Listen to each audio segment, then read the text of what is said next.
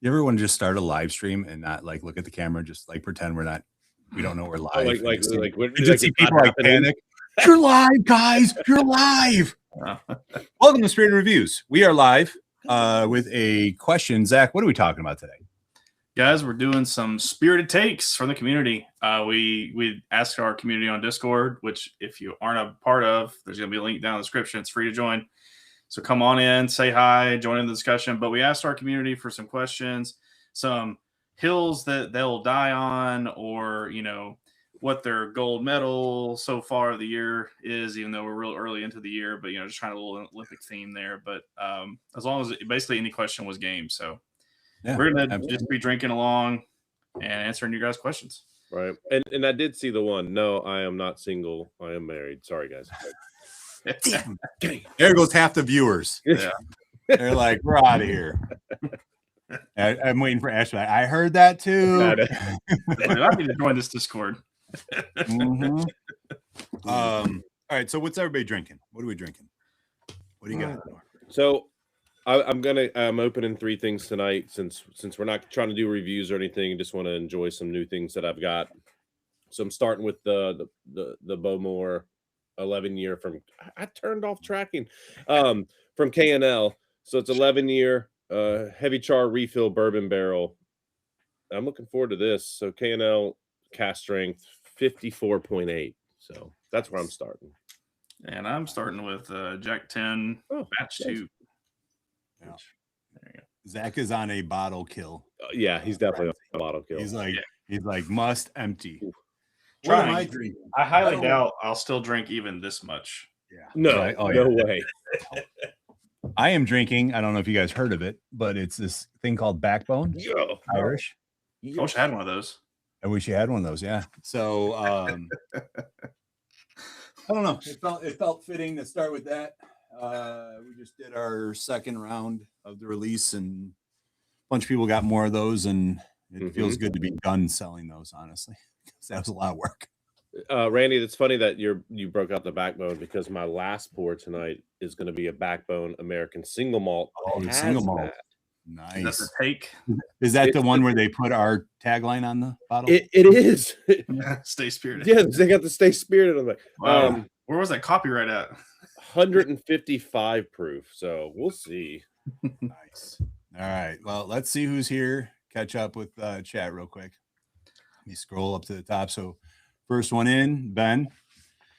Happy Chinese New Year's, Ash Wednesday, and Ramadan. That is correct. I thought we were talking about, I think Chinese New Year was yesterday, so it's the start of their year. So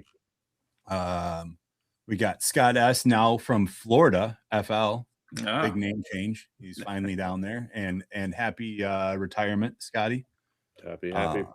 Yeah. So hopefully you are enjoying yourself down there. We got this other guy, Zach, commenting in here. He doesn't count. We got Written in here. What's going on, Written? Got some good questions from you. We got Quinn himself in here, one of our good buddies. Mr. Joe Bear, while he's waiting for his kid to get out of practice, joined us. We got we got Mailman D. What's up, buddy? How are you? What's up? We got I hate it, like literally, like I'm reading and it just pulls up every time. Come on. I don't know why they can't fix that setting. So we got who else? We got Aaron in here. What's up, brother? Got another good question from you, Mr. Scott Golson. Gonna see you soon at the meetup.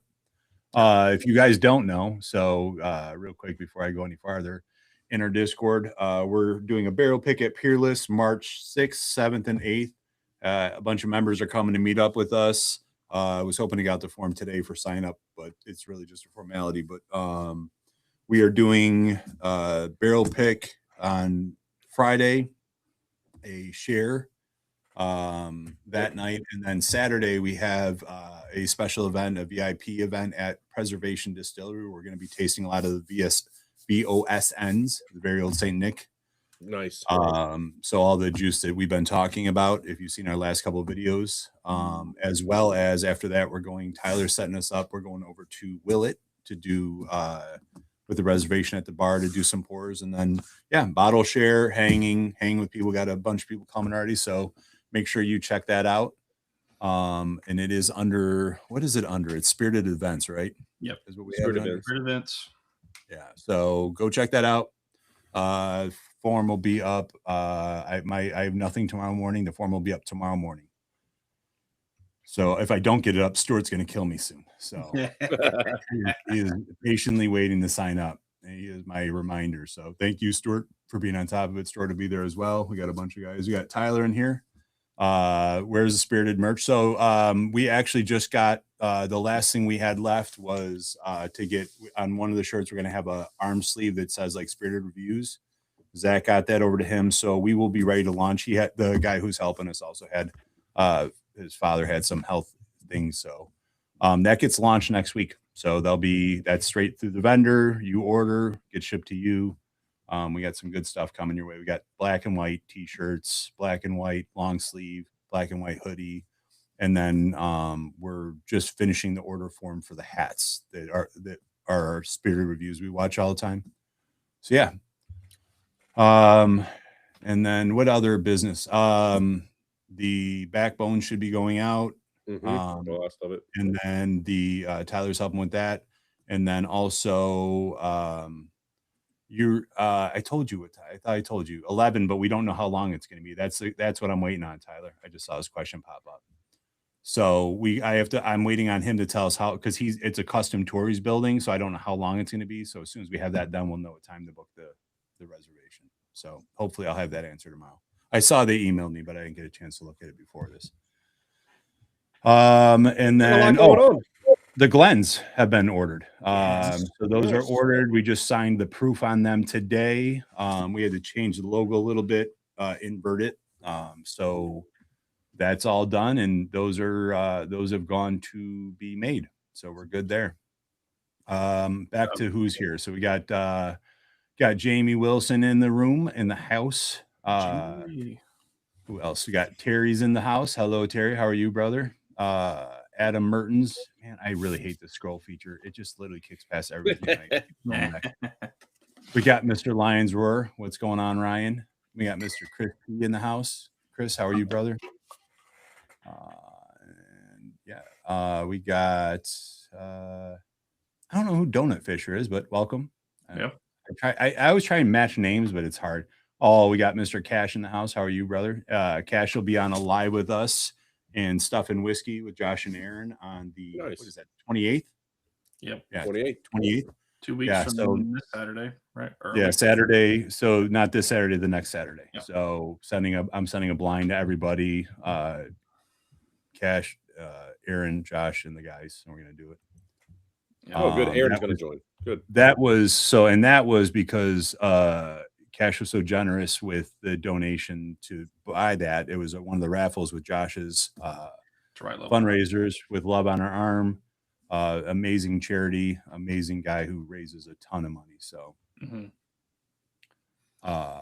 then what do we got here? Donut Fisher asked, "Is Backbone related to the channel?" No, we did pics of there though. Right. Yeah, we did 2 pics there. Yeah, so we did a Irish and we did a Stogie batch, which is basically a bourbon fusion, 4-barrel blend. So we got Sarah in the house. Hello, Sarah. Hey, that's good. Number one fan right there. That's right. You know what's interesting about that Stogie batch? I think it's because the weather's been so bad. I haven't had it with a cigar yet. Like, what is wrong with me? I'm gonna rectify that tomorrow. I've heard. Yeah, it's funny because I got. Oh man. So I don't know. Anyway, that was a lot of information. Sorry about that. And then there's Tyler. Backbone is having on her. We got Darren. Can't be here for a long time. Just here for a good time. Yeah.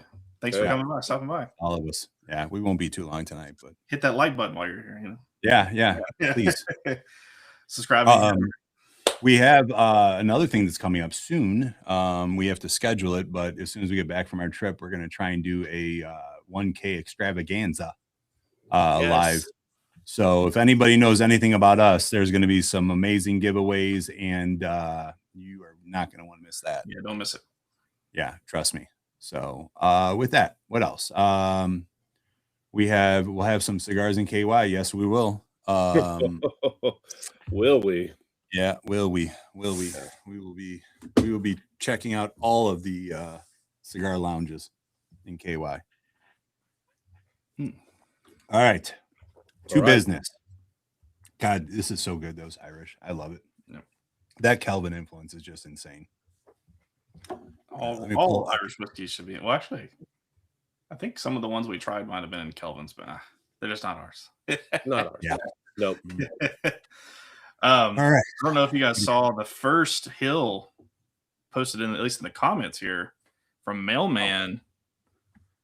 I don't know if you want to try to scroll up a little bit. Yeah. Let me find this. Up. Might be eight minutes to find it. All right. There we go. I found him. Okay. Thankfully, with the capitals. There we go. KC21 is better than Beacon. Possibly say Parker's 19 is a tad better than Beacon, and Beacon was overhyped. Bold take. Yeah. How do I delete someone? Yeah. I'm kidding. I will say that Beacon was a little bit of a roller coaster for me at the start, but after having it the last 4 times I've had it, it's just gotten better and better each time. Better and better. Yeah. So the same thing.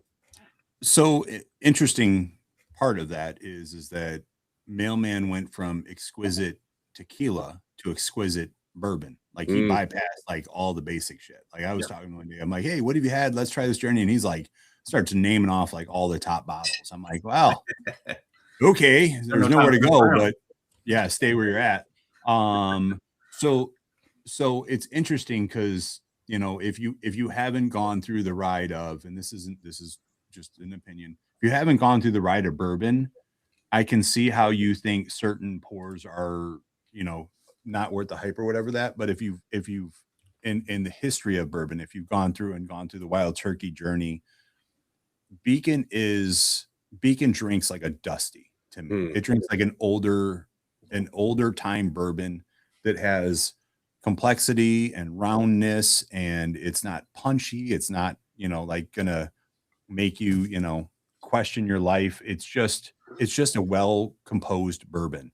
So yeah, I mean, it's not flashy, but it's good. So I can see people feeling like it's not as I don't know, like as good as they say it is. But no, Scott, I'm gonna ignore what Scott S says, because anybody can say anything and he'll say not Jim Beam is better. Got it. Well, I think the issue, like the Jim Beam profile with Knob Creek is it's okay. There's 3 camps. You love it, you don't like it, or it's okay. And Wild Turkey for me was always better than Knob Creek, and Knob Creek's always been just okay. Even the 21 has just been okay for me. So Beacon for me just definitely, and I had that journey, Randy. So I find the appreciation in what they were trying to do with the older and the newer, or the older and the younger, blending them together, and what it was representing. And it's only gotten better and better for me. The KC21 is still just a KC21. Well, and an interesting part to that too is like Scott saying it. Scott doesn't like high proof pours. If you come from tequila, a high proof pour in tequila is 100 proof, maybe a little bit more. Yeah, you're not getting into the high level. So Beacon is at what, 130, what is it, like 134 or something like that? I mean, it's got proof behind it. So it might not be where Knob Creek, if you're used to lower proofs, you can find some really nice nuances to it. And if you sit with it, it's quite enjoyable. It's just not, it's a different animal. Like I don't think they're comparable, honestly. As I guess what I don't think they're in the same universe. Yeah. I mean, just because the proof is way. I thought KC21 was in my top 10, but then the blind kind of filtered it out. I even put it in the lower proof section of the blind, but it still got filtered out. Yeah.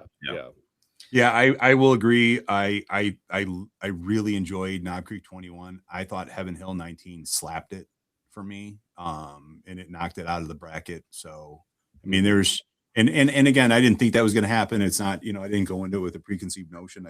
I really honestly and Randy even encouraged me to revisit it. He's like, just forget about the money on it and just revisit it. And I did, and it's fine. Yeah, it's fine. Yeah. All right. 118 proof on the beacon. Yeah, 118. 134. Yeah. 134 would be an experience. Yeah, I don't even know what I'm talking about anymore. Yeah. I'm looking at all high proofs over to my right here. Right. All right. That would be amazing. All right. Yeah. Let's get to the first question. So the first question is from Written. This is to me. What kind of integration filtration system are there to maintain a clean cigar room, and did you use one? I would assume it needs to move more volume than a standard HVAC. Okay, so what Written's talking about is I posted in our Discord, I'm doing in my garage because I live in Illinois and we have terrible winters and it just makes it to where you really can't enjoy cigars. I put in a ventilation system in my garage. So it's interesting that you asked that question. So I have two vents, 8-inch vents going into a 840 CFM fan to move all the air. And I'm not getting enough airflow off of that. So I will say a standard HVAC system will not be enough. What I'm actually doing is upgrading to 2 fans, going to 2 vents to pull enough air, because what I ran into is if I'm standing up, I'm close enough to, it's a high ceiling in my garage, it pulls it. If I'm sitting down, it sits. Now it eventually pulls it out, but what I don't want is to have the smell linger. But for that, what I use is a rabbit air system I have in my garage, and that runs for like 3 days. And it takes about 3 days to turn over the air to freshen it up in there. But for 3 days, it kind of has a smell to it, and then it goes away. Yeah, they say you kind of want to get the push pull of the air to where if you have the door cracked, it will close the door. You know. Yeah. And that's difficult to do, especially when you're in a garage too, right? In a big open garage like that. Yeah, it's definitely it was definitely a learning experience. And I use ChatGPT, and my son's an aerodynamics guy, so we kind of figured out that really my brother helped design it. He's an HVAC guy, but that's just your normal airflow. And when you're taking 2 8-inch ducts and putting them into one, you're not getting what I really needed was a 12-inch duct as a 12-inch round as an exhaust. And I don't have enough for that with the 2 motors. So we're kind of changing it, but yeah, and you need to be able to have, that's another thing is no matter what you put in, you need to be able to have enough airflow coming in, because otherwise you'll just create a vacuum and you won't get any air movement. So it's quite the thing. So, Chris just said, you have to make up air replenishing the 800. Yes, you do. I have. So what I was going to do is put in a louvered vent in the wall. And honestly, just because it was cutting into the siding and stuff, I just cracked the third car garage door, and it lets in enough air. It's a heated garage, so it keeps it warm. It's not enough to like cool it off, but it does. Yeah, I cracked the 4th garage door on my house. Sorry. Is that next to the study or the library? Yeah, next to Norm's library. So yeah, drawing right. Oh, and Terry just said that. Yeah, you need to make up air down low. So yeah, that's why I did originally I was going to do a louvered slots down low. And the more I thought about it, I was like, dude, I have a crack. I popped the door open a couple inches and air just goes flying in. But so yeah, the replacement motor just got here. So sorry, long-winded answer, but I figured I would answer what I did and what I learned from it. Because another thing that plays into it is also what's called, Zach would know this. It's not resistance, but static air pressure. So it's how much you can push back on the motor. So if you don't have a big enough exhaust, it pushes back. It creates basically back pressure on the fan. And that's, so I was going to add in 2 motors into one and try and exhaust it the same thing. And it would have been way too much static pressure. Back pressure is how you make rocket nozzles. See, there you go. Rocket man. What's up, Mikey? I saw you just joined in.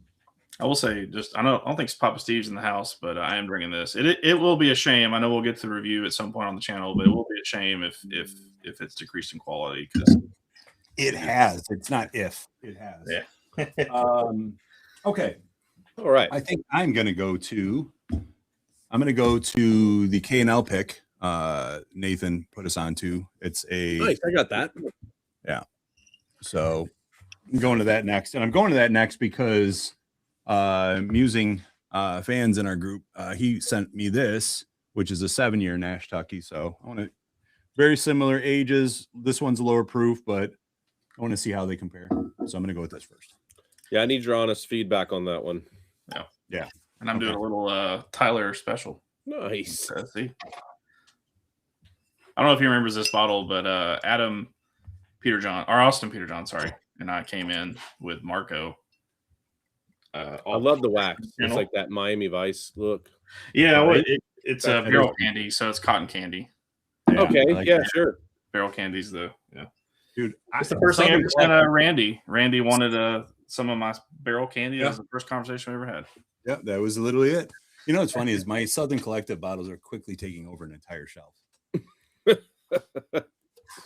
So I just moved on to a K&L pick, a Lafroig 13. So the Balmora was pretty ashy.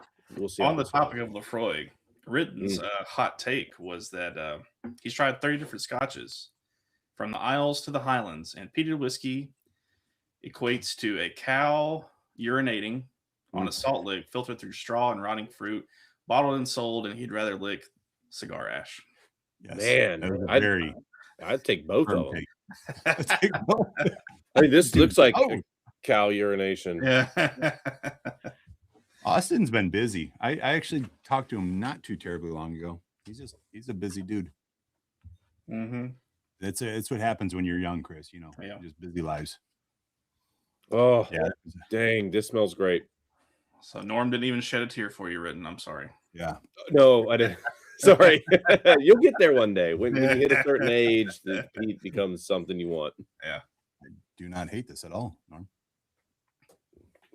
Is this the NBC? Yeah. No, this is the K&L. Oh, 7-year. It's distilled in Lawrenceburg, 107 proof. Yep. This has got it's like almost like a sweet and sour note to it. I like it. What is that supposed to be? MGP? Sorry if you said it already. It says distilled in Lawrenceburg, Kentucky. Yeah. Oh, Kentucky. Yeah. Gotcha. Oh, Lawrenceburg, Kentucky. Living Legend. Batch number KY0325. Doesn't say the mash bill, but is it a age statement? It does not have an age. It's 7-year. Every drop 7 years old. And it was like $50 or something. Yeah, it was cheap. Wow. It was cheap. Actually, based on the flavor, it was well worth it. This is really I think this is really good, actually. Well, it's either Turkey, Larrikin, or Four Roses. Oh. Y'all saw the news about Four Roses. Yeah. I feel like it's Turkey, honestly, because it's got that sweet and sour going on. Yeah. Oh, really? Sounds like it is. Yeah. I like this a lot.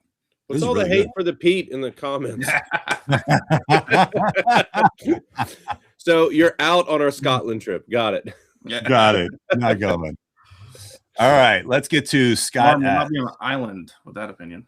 So Scott S is my hill. Scott S from Florida, just in case you didn't know that. It's not it's Scott S from Florida. Mm-hmm. My hill to die on. He said, Old Forester doesn't make excellent whiskey. They make good whiskey, but I have yet to taste any bottle made by them that I have desired to replace, or an allocated one I desired to search for. This is my own specific taste, and I know how they align. My one exception is ET Bottle and Bond. I do have more than one pre-Saz ET. Hey. Scott, you're not on that hill alone. No. I don't know. I feel like I got like 1,000 bottles and I have one bottle of Old Forester, so I get it. Now I know she's listening, guys. Yes, I'm with you. Yeah. I am interested.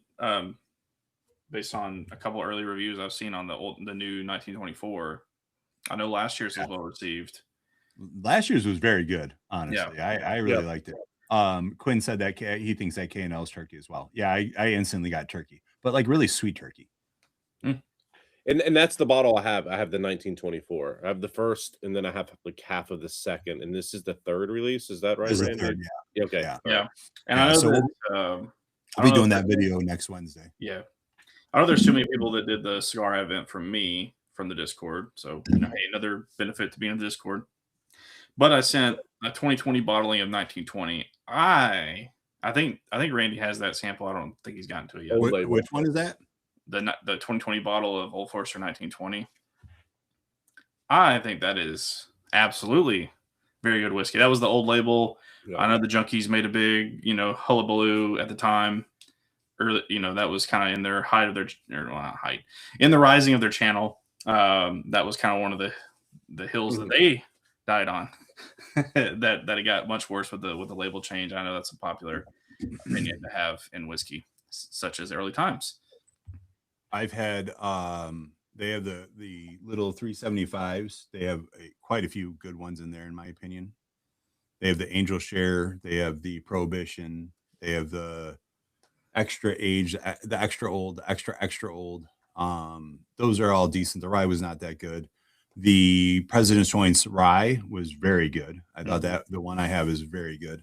I've had a few President's Choices that were good, and I've had some that were kind of meh.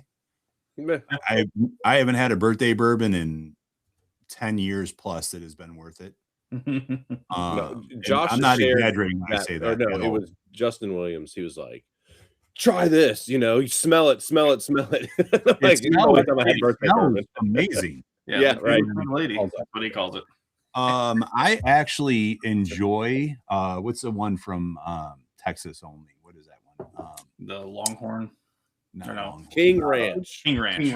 I actually enjoy King Ranch. It's proofy, it punches. I enjoy that pour. So yeah, I generally now I won't buy 1910 or 1920 anymore, but I will still buy 1915. What's that? Will you buy 1915? That's what you get some. Yeah, yeah. I've actually never done that, to be honest. Either. Yeah, I would like to try it, but I do like the single barrels, especially the rye single barrels. So good.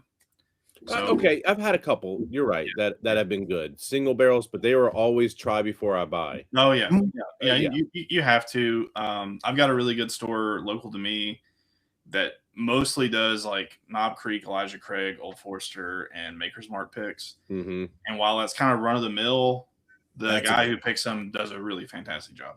Okay, yeah. And the prices. This is a good bottle.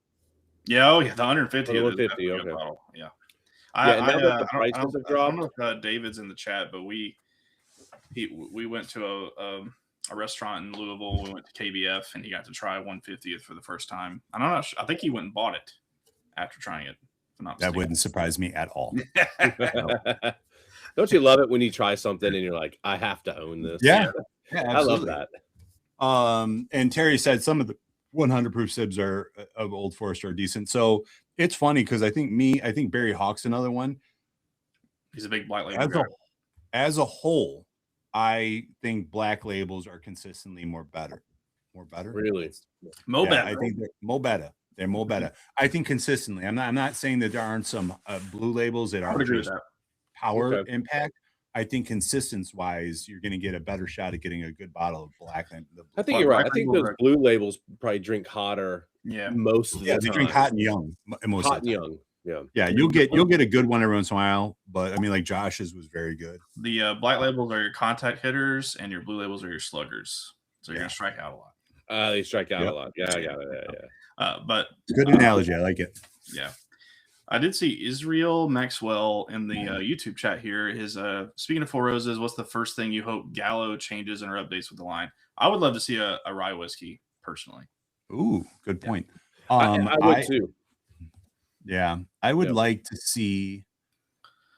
I would like to see more small batch expressions. The not small batch, but the what's the better one? I can't think of the name of it. Small batch select. Small batch select.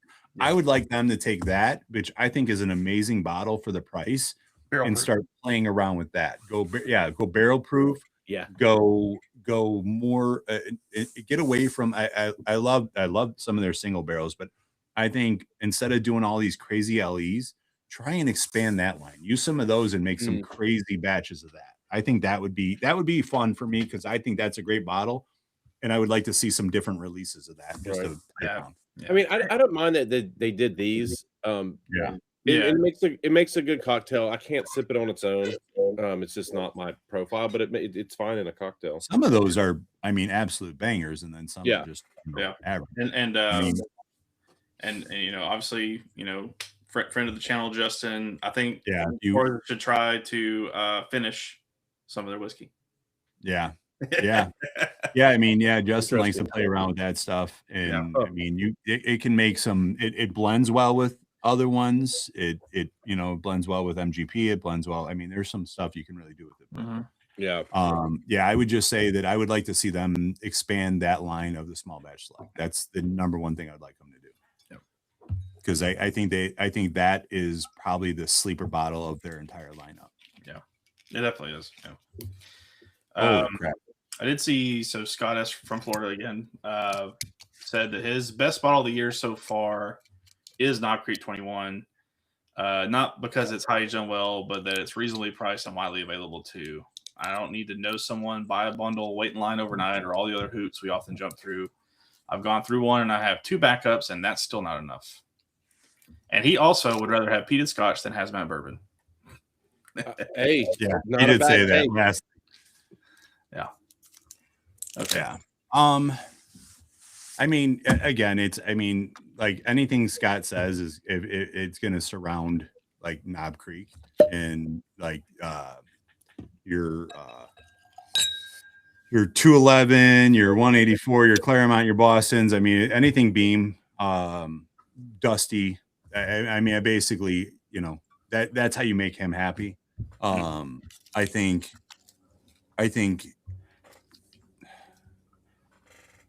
I don't know. I feel like at times people get stuck in on the hill, and they are like in their ways. They don't want to expand past that. And Scott Ryan Lions Roar is another one where they're just so set on, you know, things like ECBP and all that stuff. And it's like, I mean, I agree with them probably 80% of the time, but I just can't definitively be so stubborn as my boys. And I think I love the two of them very well. That's a good point. When we look at the ECBBs versus like Booker's, like we don't even review them that much anymore, right? Some people do, some people don't. But finally, honestly, I think some of these Bookers have been better than some of these ECPBs.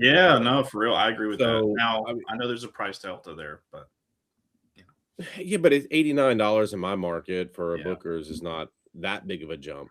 Yeah, that's fair. And you get a box.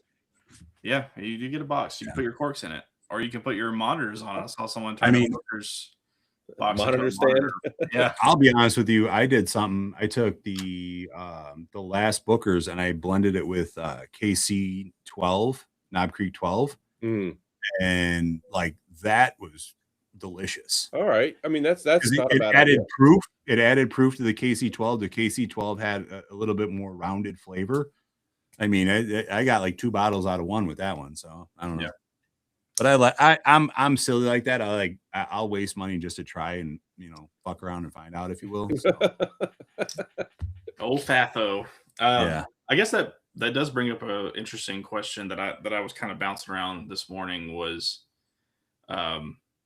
availability versus quality.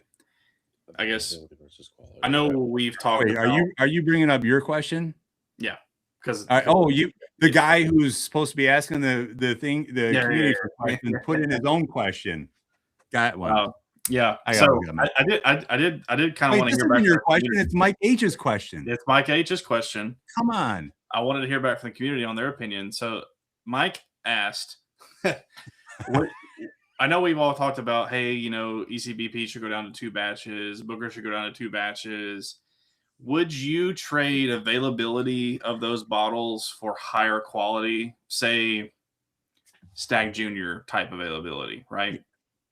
Would you trade? I have like 10 more questions ahead of you. I don't know what you just did. You just dumped everybody. This is going to be for the chat to answer, but it is an interesting thought topic, right? Because I think we say those things, and I'm certainly, I guess I could see arguments for both. I could see someone saying, "Oh, well, it's a good thing." Say Stag Junior released 4 batches this year. Oh, it's a good thing. It's more available, and then tasting them, I'm like, but they're not quite what they used to be, and I'd rather not have it at that level.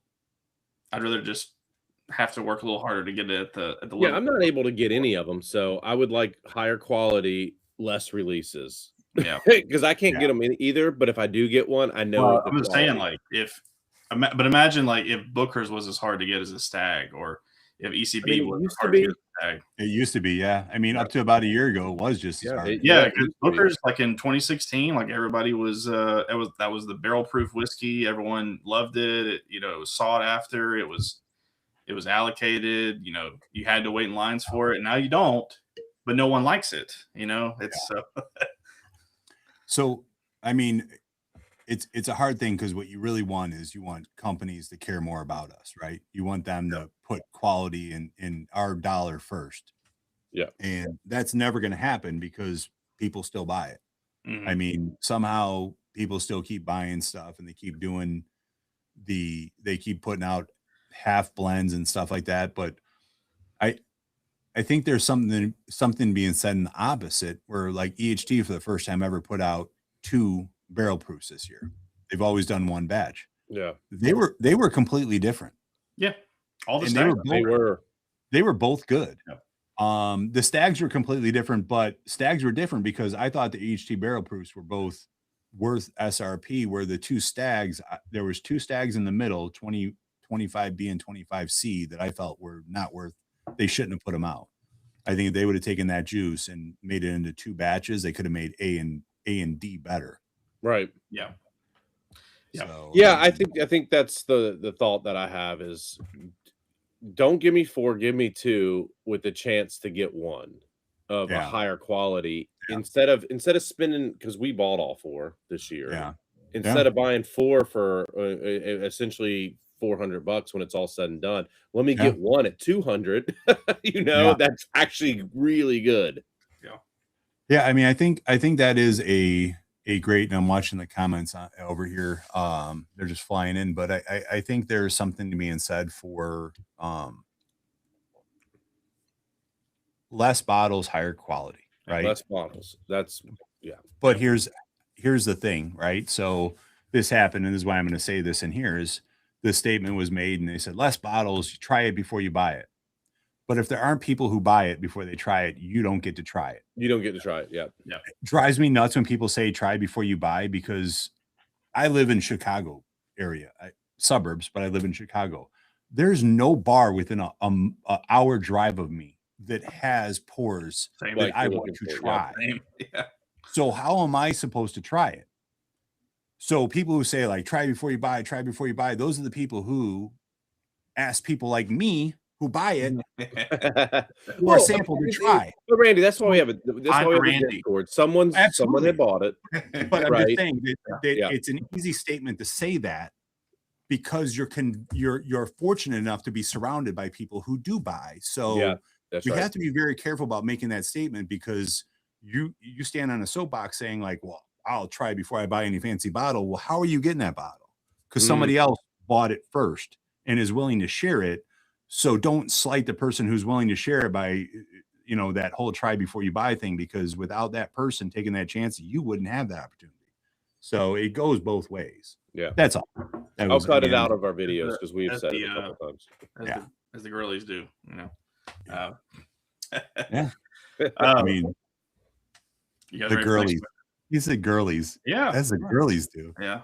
So Hey, Uh, let me know, right? Yeah, Well, just real so quick let's before- we got a bunch of comments here, so let's get to our people are yeah, making go to the comments comments, down. but just real quick, I just want to report back on this Bowmore, or Bowmore, because everyone's interested in Pete.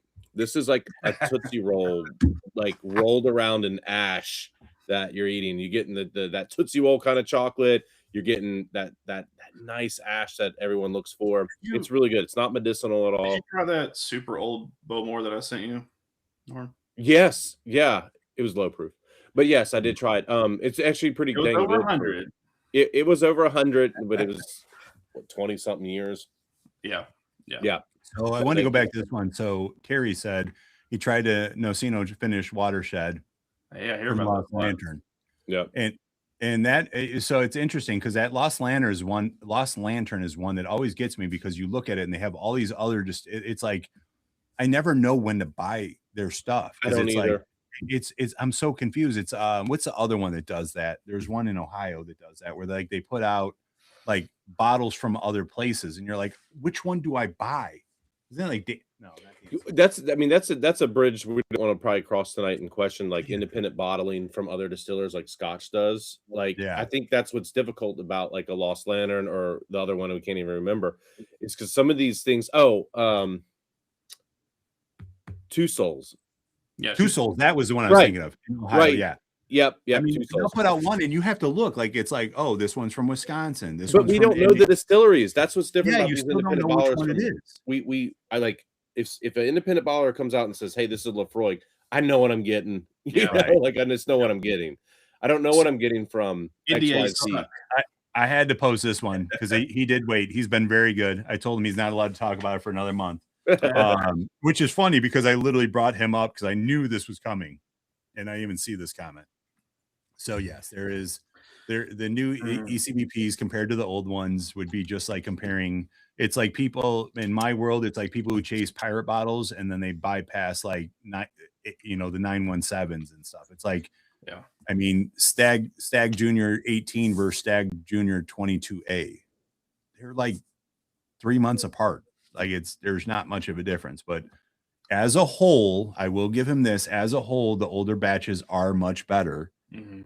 But I just don't want to be so stubborn that I miss out. Especially some of them are dropping at $55 a bottle. Yeah, like, I'll take a chance at that. That's good juice for $55. I guess even at 11-year juice for $55. Come on. I've only had one. Again, it was in the cigar advent. But I guess curious to you guys.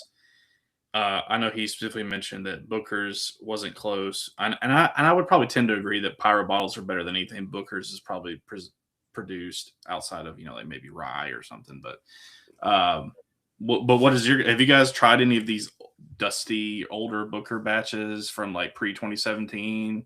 And would you say that you prefer the ECBPs over the Bookers? My memory's gone on that old.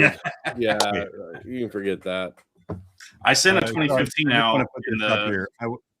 I want to get the comments real quick. Yeah. So we got so this is from Israel. He just said thanks. It was his question about the higher barrel proof. Yep. And then hold on. I hate when it kicks. There was a statement. There we go. Written said definitely all for higher quality. There'll also be more lower quality at the same time. Yeah. So that is the thing, right? Is, I mean, in order to make higher quality, you're going to have to do something with the older ones or they have to sit on it longer. So, I mean, well, that's the problem with and I think that's why that's the sentiment in the comments is higher quality, because how many LEs have come out over the last 2 years that have not been LEs? They say LE on the bottle, but they're just not. I mean, even Four Roses. I mean, when we reviewed a few of those, it's like, so I mean, like Terry said, like the premise of spirited reviews, that is the thing, right? So higher quality. I assume that's what he was saying, but even our picks, like we're focused on a higher quality, not just doing a gazillion picks. And a gazillion, and then we said buying your picks before we try and buy them. Maybe that goes down to, I mean, like Josh said all the time, it's trusted palate. Yeah. If you trust someone and you believe what they're going to say, I mean, we just had it jokingly in our Discord, like, Tim was saying it about Tyler. He's like, he trusts Tyler's palate, which coincidentally is literally almost identical to mine. Whatever, Tim, but But I mean, you find someone who you bond with and you stick to that and you trust what they say, you kind of, and that's what's important to me. So, all right. Sorry. So I just wanted to try and get some of these in here. So. Okay. So I poured this Backbone American Single Malt 155. You're already on that one? Damn. No, I poured it because it's 155. Yeah. Bro, it smells, it smells like that sweet potato whiskey we had. That was does it? That's not good. It's not. I am not excited to try it. Hopefully, the nose does not match. I will say so. I don't know if this is available. So this was sent by William Hines, Musing Fans to me. This was a pick by Breaking Bourbon, and he said he's like I'm not really a big fan of most of theirs, but like this one gave it drinks. And I'm trying to remember what he said, and I'm almost positive it's the same thing. It drinks with, there's not a lot of fruit to it. It's got like I don't want to say meaty, but it has just this it's savory. There's a savoriness to it that is just delicious. Like this is an amazing bottle, and it's 129 proof, and it drinks like 110, which is very dangerous. Well, this hazmat American single malt. So like Cash just said gasoline. Aaron has the best palate in whiskey too. Prove me wrong. Aaron has an amazing palate, but she have you been on a pick with her? Yeah, she has a very narrow palate. Yeah, she has a great palate. What she picks is going to be amazing. Yeah, but it's going to be in a line. And if you go against her, God help your soul. You're not going to win. You're not going to win. You will fight. You will fight because you will. You do. You're gonna give it. Dude, I gotta show. So Brandon from sent me this hat, and I love it. Nice. Yeah, I see. Might be because of the amount of cigars I bought. Yeah, I see that Mailman's in the chat asking about, is there a cigar you guys like? Well, there's many. I just went ahead. Too many. I pulled a couple just from immediate reach. Wart, Isla del Cocodrillo. Then we got the Definition of Neo, which is out of Texas. Chimali, and this is the Pangu. The Tatuaje Port Tenderloin. We got a Opus X. This is the Destino. Yeah, and specifically the Oro Oscuro. Yep. And then for a cheaper one, because I definitely wanted to cover that, which the Warped is too, is this New World. That's a great cigar. AJ blend. Yep, AJ Fernandez. Yep. This is the Oscuro the red band. So that was a crazy deal. The whole box. I mean, those are like $4 a piece. Yeah. If you're interested in cigar deals, pay attention to the Discord. Seriously. The my top 5 what I smoke are not on deal ever. So yeah. That's what you think. Yeah, I'm not gonna bother saying mine because they're like my whiskey. My top are just stupid prices, and there's no. Yeah, that's the problem. So if you have any more questions about cigars, just message any one of us. Yeah. Do you guys want to get to the next one? Stu in the Discord asked, one of his hills, many distillers would be better off going to low barrel entry proof and higher open air aging on the barrel staves. The downside being we drastically lower the amount of hazmat whiskey, but 140 isn't the goal. Flavor is. Absolutely. And on that note, Peerless, which will be potentially taking a barrel, has to meet our standard. So we don't have any promises yet, but they do lower barrel entry proof. I think it's like 110 barrel entry proof. And they do Kelvin. So that's another big name. I don't know about their open air aging. Maybe we'll ask on the pick. Maybe they'll have an answer. Maybe they won't. But if we do get an answer, we'll provide it to you guys. But hey, just keep your eyes peeled on that one. All I'm going to say. Yeah. All right. Literally, it's not a hill you're on. That's literally what we all say. Like the whole hazmat thing. Just kills me. Like to say like you need proof for flavor, like of hazmat level. Yeah. I mean, all that means for me is my night's going to be a lot worse and a lot shorter. But here's what I'm drinking. So now I'm drinking the Nash Tucky 6-year rye. This is one from this is a Fight for Your Right from S&W. Oh, very cool. So all that goes out the window about hazmat when this shows up at your door unexpectedly. Is that the Barrels for Hope? I got the Barrels for Hope. I was like, me and Josh are dying. He's like, Norm called me and asked if there anymore. I'm like, he has half mine. I'm like, hey, Josh is giving up all the secrets. Yes. Yeah. Norm's Yeah, already it's like- killed that bottle. Like Norm already took. No, No, it happens with my the bottle. That's my bottle, which has to go to him because that stuff is. dude, That it's the darkest whiskey I've seen. It's nuts. Yeah. Like, you understand how much I love you, right? Because I I haven't do. even tried it, and I was like, you can have half mine. it's coming. Don't worry. I haven't opened my bottle. It's in the storage now, waiting for the move. But it doesn't drink hazmat, so I think that's it. good. When you see the proof on it, and you're like, okay, here we go. I know what I'm in for. The problem is the result's the same if you drink too much. Yeah. But as far as like just the flavors there. Try to keep everybody. I am drinking a So we President's got- First now.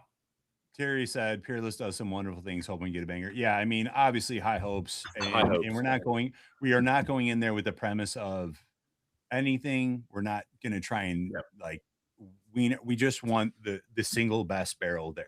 Yes. If Tyler has his way, we'll pick like 8 barrels, I'm sure. But I mean, in fairness, I mean that's all we want. We just want the single best. We want the single best barrel that we can find, and that's what we're hoping for. And I mean, Darren said the same thing.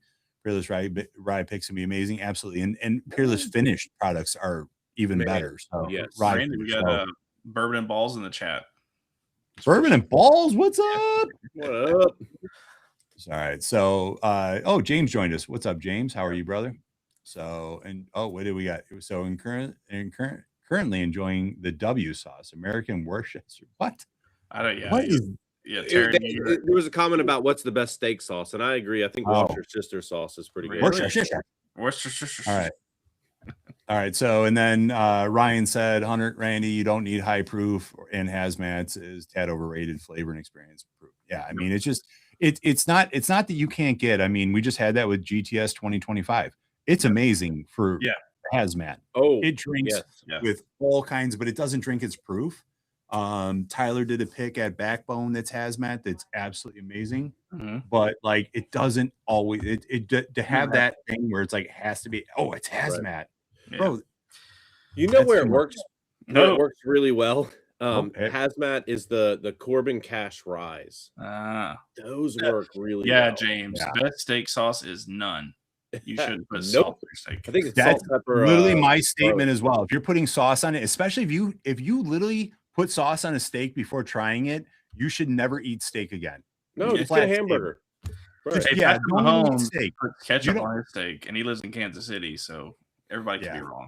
I'm sorry. Yeah, like literally, like if you put like if you salt your food and pepper before you try it, if you put on steak sauce before you try it, dude, try what you're eating before you lather it. Like appreciate what the cook did for you.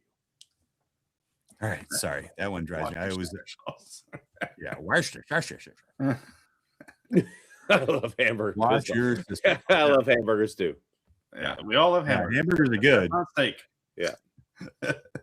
Chimichurri. Chimichurri is actually really good on a steak. Yeah, but that's the cut you get, right? Like you get the flame. That's the designed flavor. Yeah. You don't put chimichurri on a ribeye. No, Bro puts ketchup on his steak. Yeah. Okay. Yeah. Oh no, man. Well, there's that.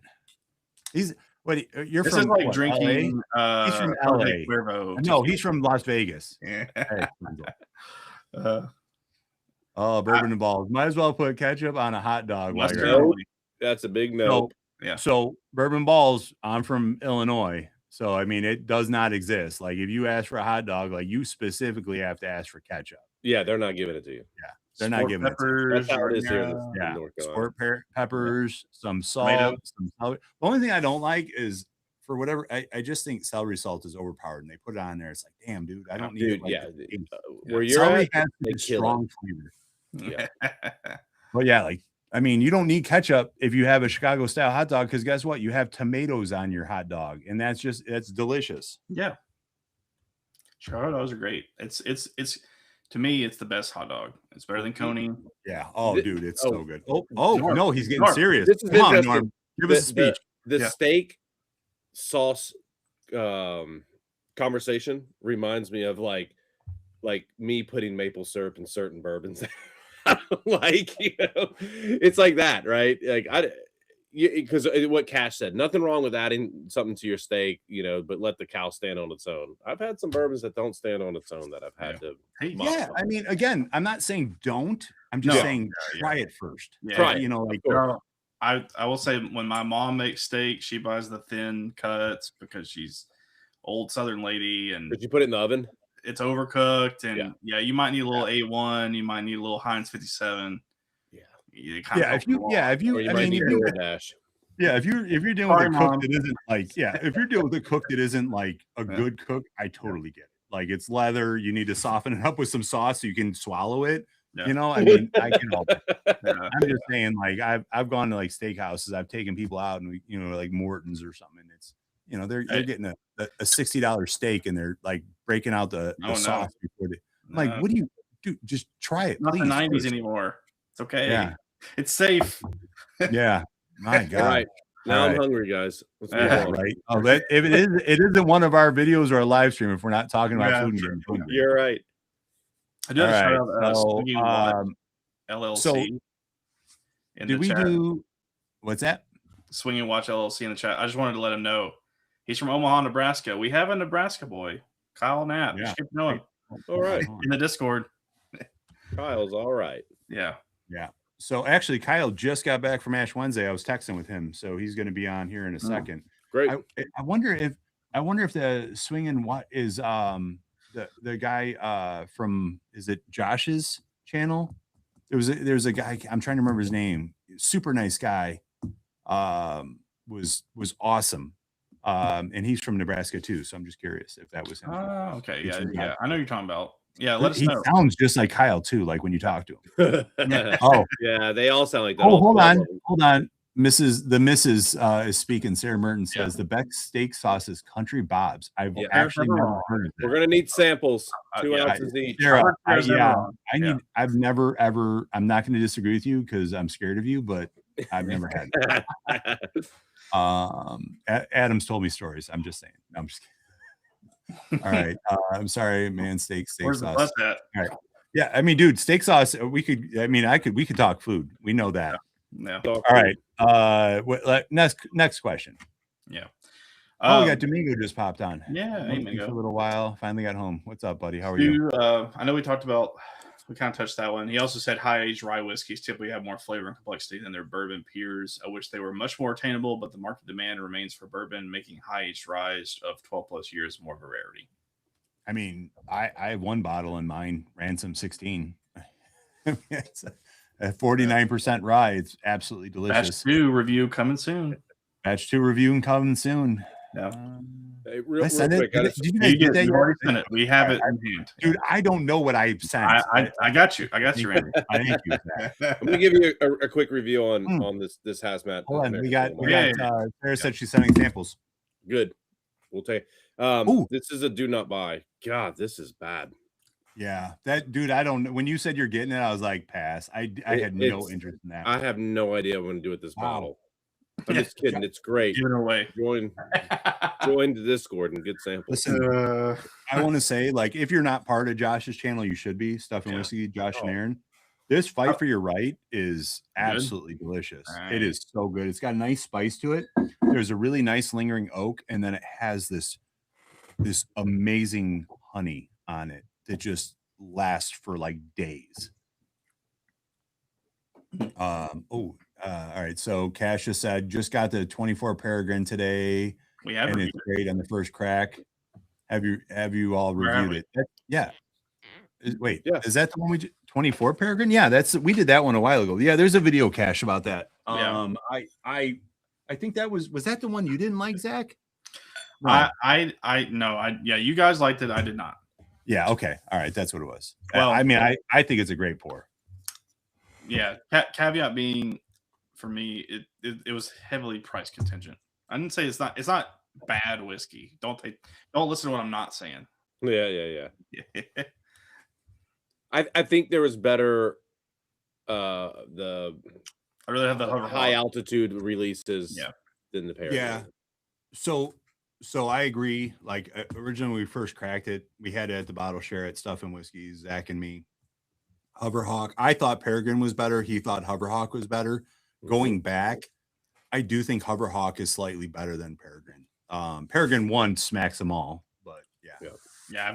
Mikey's drinking the spirited short barrel. I'm glad you better than finally the went for that. Down North. Yeah. That bottle. Yeah, it's unfortunate. That's an unfortunate bottle because it's gone. that matches most of Zach's reviews for me. LOL. He just, yeah.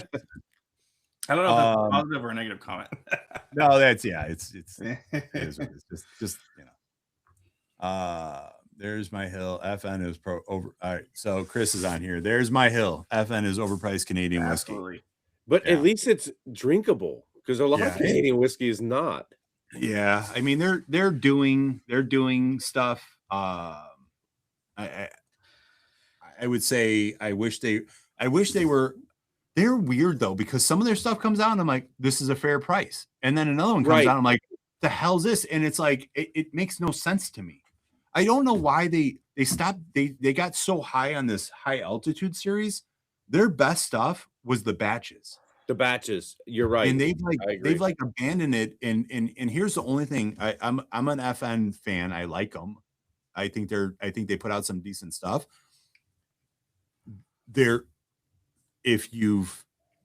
think if you knew about them before they got hyped, you understand what the quality used to be. Like I think like the OG Peregrine was probably like the start of the downfall because it was so popular. People caught on to them and they put them out faster than they ever have. And I feel like they started rushing the product to meet demand instead of staying with their thing. Because I mean, like batch 6, batch 6S, batch 9, those are some of the best Canadian whiskeys. I liked a lot. Batch 11 was very good too. Yeah. And they put themselves in a corner with the high altitude, saving the oldest stock for these high altitude releases. Where, and they released too many of them though. They did. It's not only that they did that, but they also have released so many. Well, it goes back to the conversation we're having about quality versus quantity, right? And they started flooding the market, and birds aren't even real. And like, I'm just like, why are they doing that? What are you going to do? And then you start making bird fuel because they're not real. You know they're not real, and you got to start producing bird fuel. Yeah, hazmat. Hey, barrel. Speaking of damn you, James. Canadian. Literally, we're sitting here. We can't do that. That's not even fair. You can throw a ribeye in the oven as long as you just flash sear it, you know?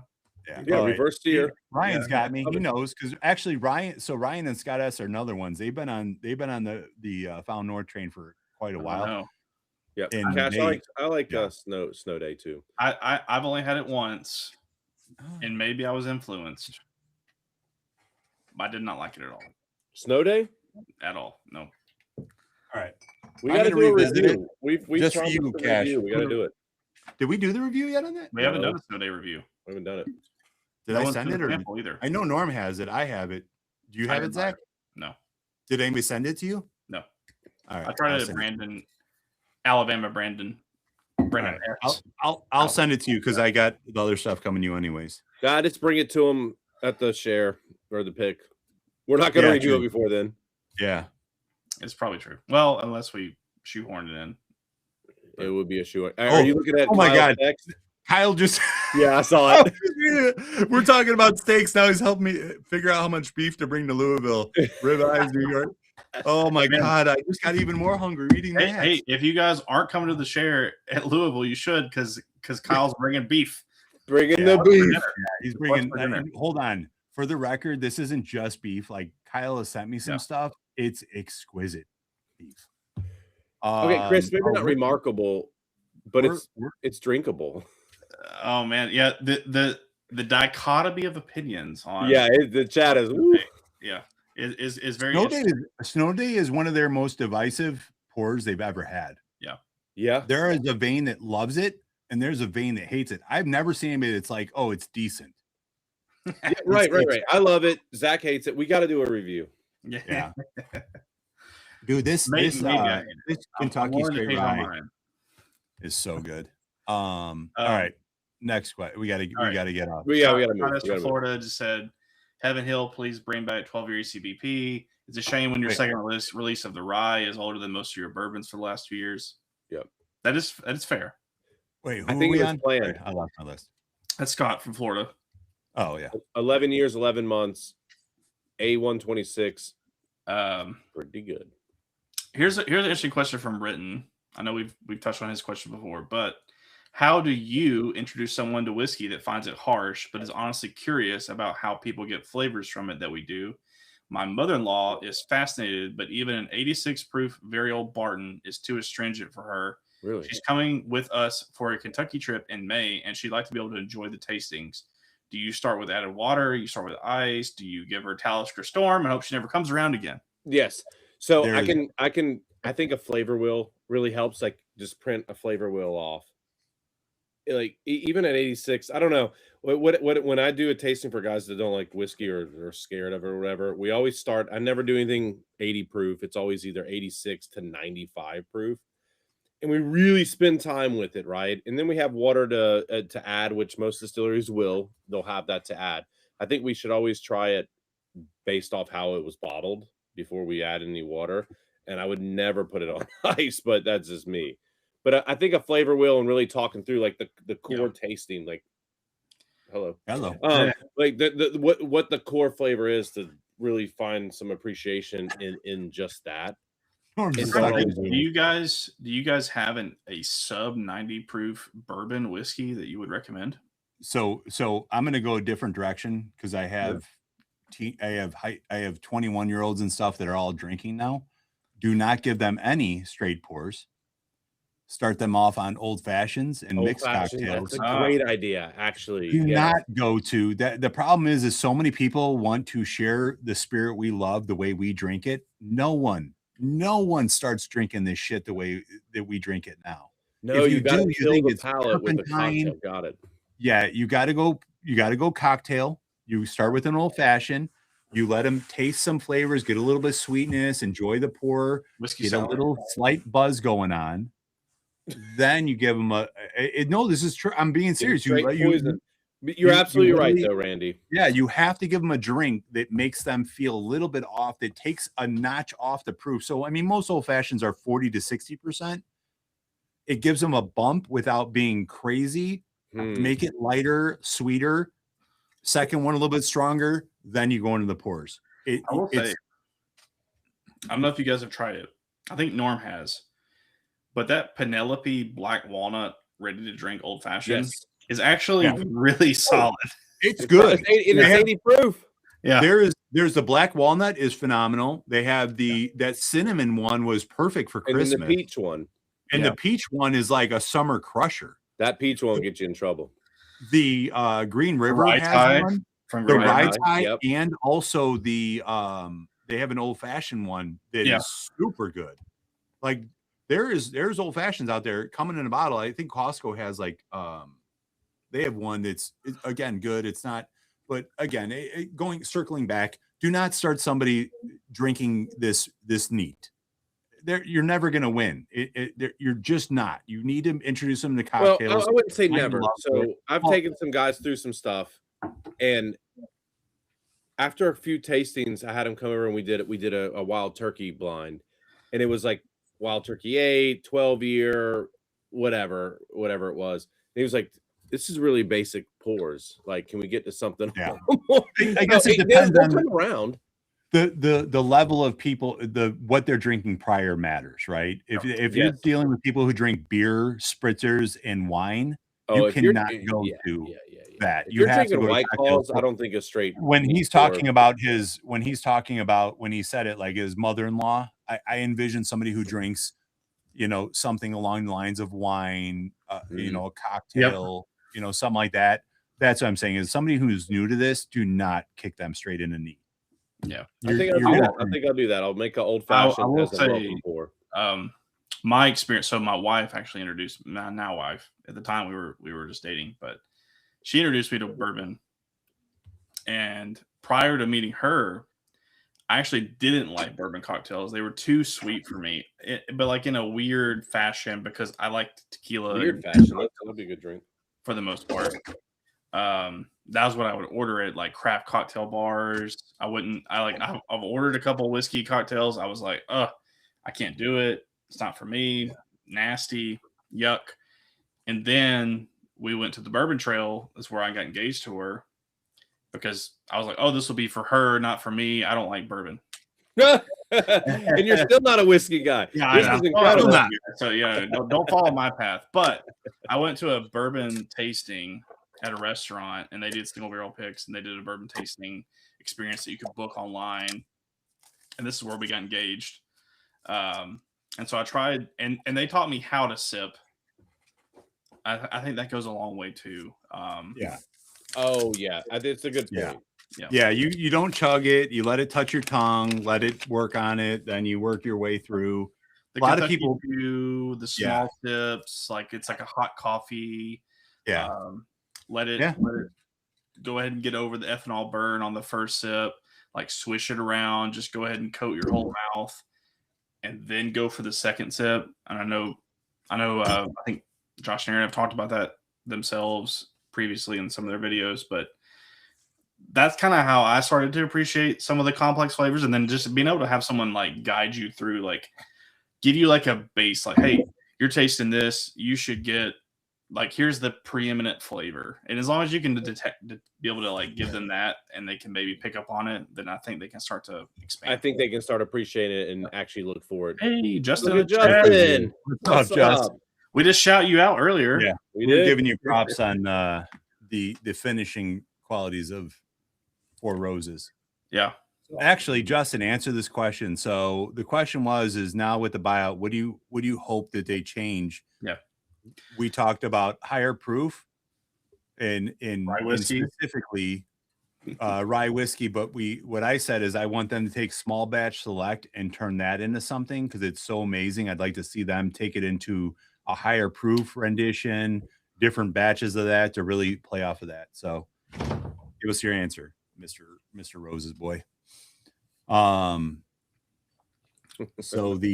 on the I'm going to try the snow day for cash, but yeah, I think something Zach said is 100% true. When I took Aiden when he was 21, we went down to Kentucky. That was the thing I told him was literally just let it touch your tongue because it's gonna spike. Like let it touch your tongue, get some flavors, and then gradually let it hit your mouth more and more.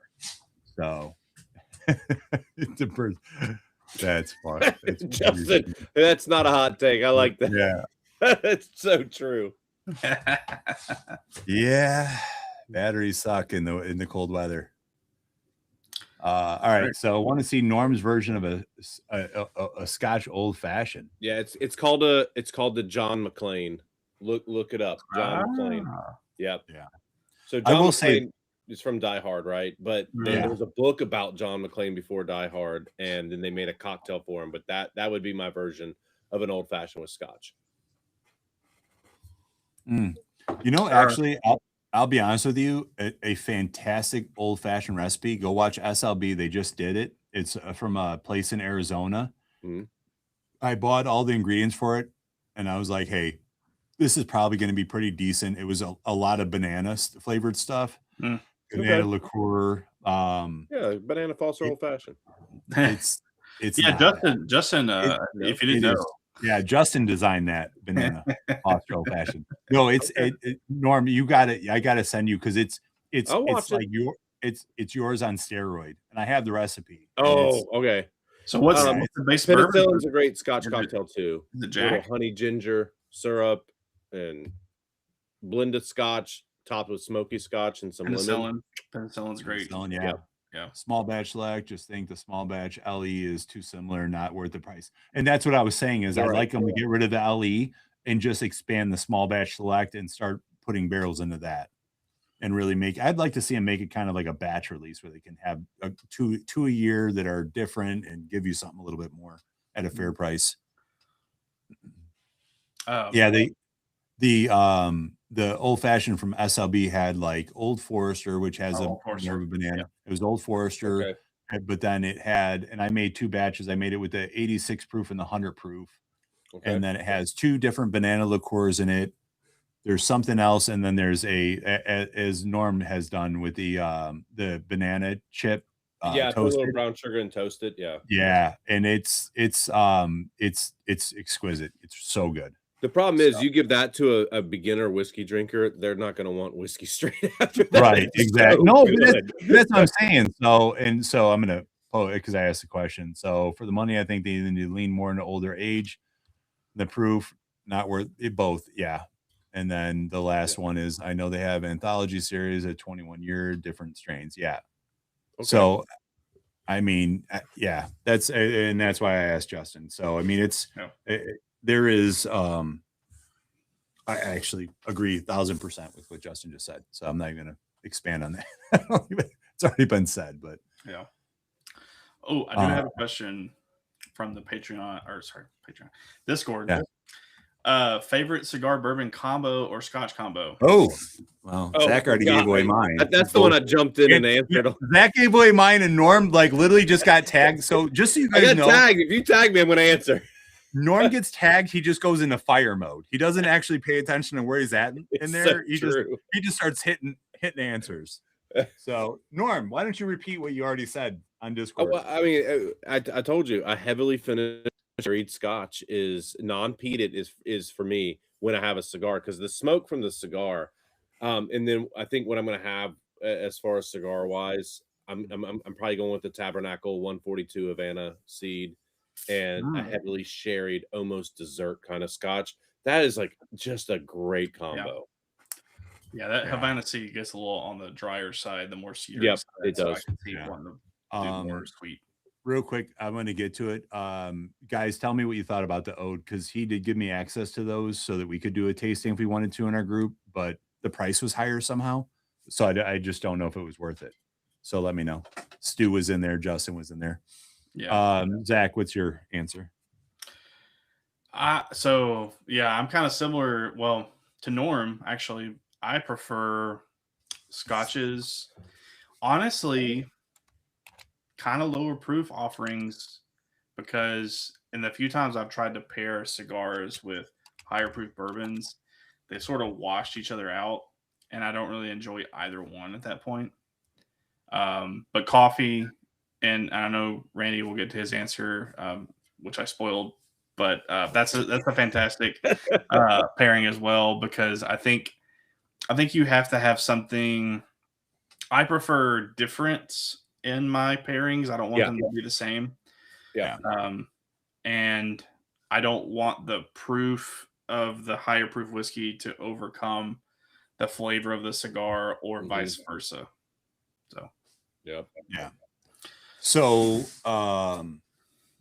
mine is a controversial answer, because I don't like drinking alcohol with my cigars. Rum, though. I don't. I do enjoy rum. If I'm going to drink anything with a cigar, it's going to be a rum. I do enjoy that because it's sweet, simple. It's sweet. Yep. I don't like drinking alcohol with my cigars, because I feel like cigars have their stage and alcohol is their stage in my life. Dude, I'm with you. I don't like fighting the two. I don't feel like I get full flavors of the bourbon or Scotch or rye or rum or whatever when I'm drinking it, because the cigars I smoke are more flavorful, medium and above cigars. So there's a lot of flavor, and I don't want to take away from that. And I don't want to take away from, I don't want to take away flavors on either. I want them to have their own stage. So when I'm drinking, I'm drinking. When I'm smoking, I'm smoking. If I'm smoking a cigar while I'm drinking, that means I'm pretty fucking buzzed and I'm just enjoying the cigar because I can. Yeah. If I'm out there trying to pick apart a cigar, it's going to be, as Zach said, my new favorite is kombucha. I absolutely love kombucha with a cigar. There's a reason for it, is that it's actually has a what's the word I'm looking, not sparkling, but effervescent. Yeah, it's not even but it has what is that when it has like the bubbles? I can't think what it's called, but carbonation. Okay. because of the fermentation, it has carbonation. Carbonation actually clears your palate. So when you're smoking a cigar, it actually refreshes your palate, so you get more and more flavors, and they build, as opposed to muting the flavors, which is why I like kombucha a shit ton. And also there's just different flavors kombucha, so you can kind of play with that. And it makes me truly enjoy that. And then obviously my second favorite is coffee. I love. That's right, Randy. The first time we actually met face to face, what did we have? Yes. We had a cigars black and coffee and an amazing cigar, and Yeah. it was heaven. A So Byron cigar. yeah, Byron cigar. Thanks to that's right. Zach. So probably the smokiest lounge we've ever been in our entire life. No, I told you I got to the airport and I was in the elevator going to the American Lounge, and somebody's like, "God, it smells like cigars in here." I was like, "Yeah, that's me. I'm sorry." Yeah. So and then James just said, "I've never seen you smoke without a bourbon, only late nights." Yeah, that's it. If I'm outside after a hang with you guys, I'm going outside. I've already had a bunch. I'm smoking a cigar, having a good time. But if I'm actually truly trying to enjoy a cigar, I'm not drinking. Mm-hmm. And the same thing goes is like, I mean, I love cigar pours. I love Stogie Batch. I didn't pick it because it would go, I wanted it with a cigar. I felt like it had similarities of a cigar flavor. That's true. Which I love. One other take I'll put out there, and if you haven't tried it, just a simple red wine blend cigar. Oh, yeah, the one you sent me. Yeah, dude, that's a killer one. Yes, so David just commented he likes when he used to enjoy cigars because he can't anymore. Green tea, black coffee, and port. Port is not a bad choice. Yeah, dude, I literally didn't see that, but I was just going to tell you. So yesterday, I was working late, and I was just kind of burnt out. Just had a lot going on with work and weird IT issues. I do IT for a living. The world of IT sucks right now. But I got port from Cedar Ridge, and I got a dessert wine from Cedar Ridge, and the dessert wine had this port-esque finish to it. It was like the sweet raisins and stuff, and I was sipping it, and I was like, I'm going to be back. And I went outside and had this delicious cigar. What did I have? I had the I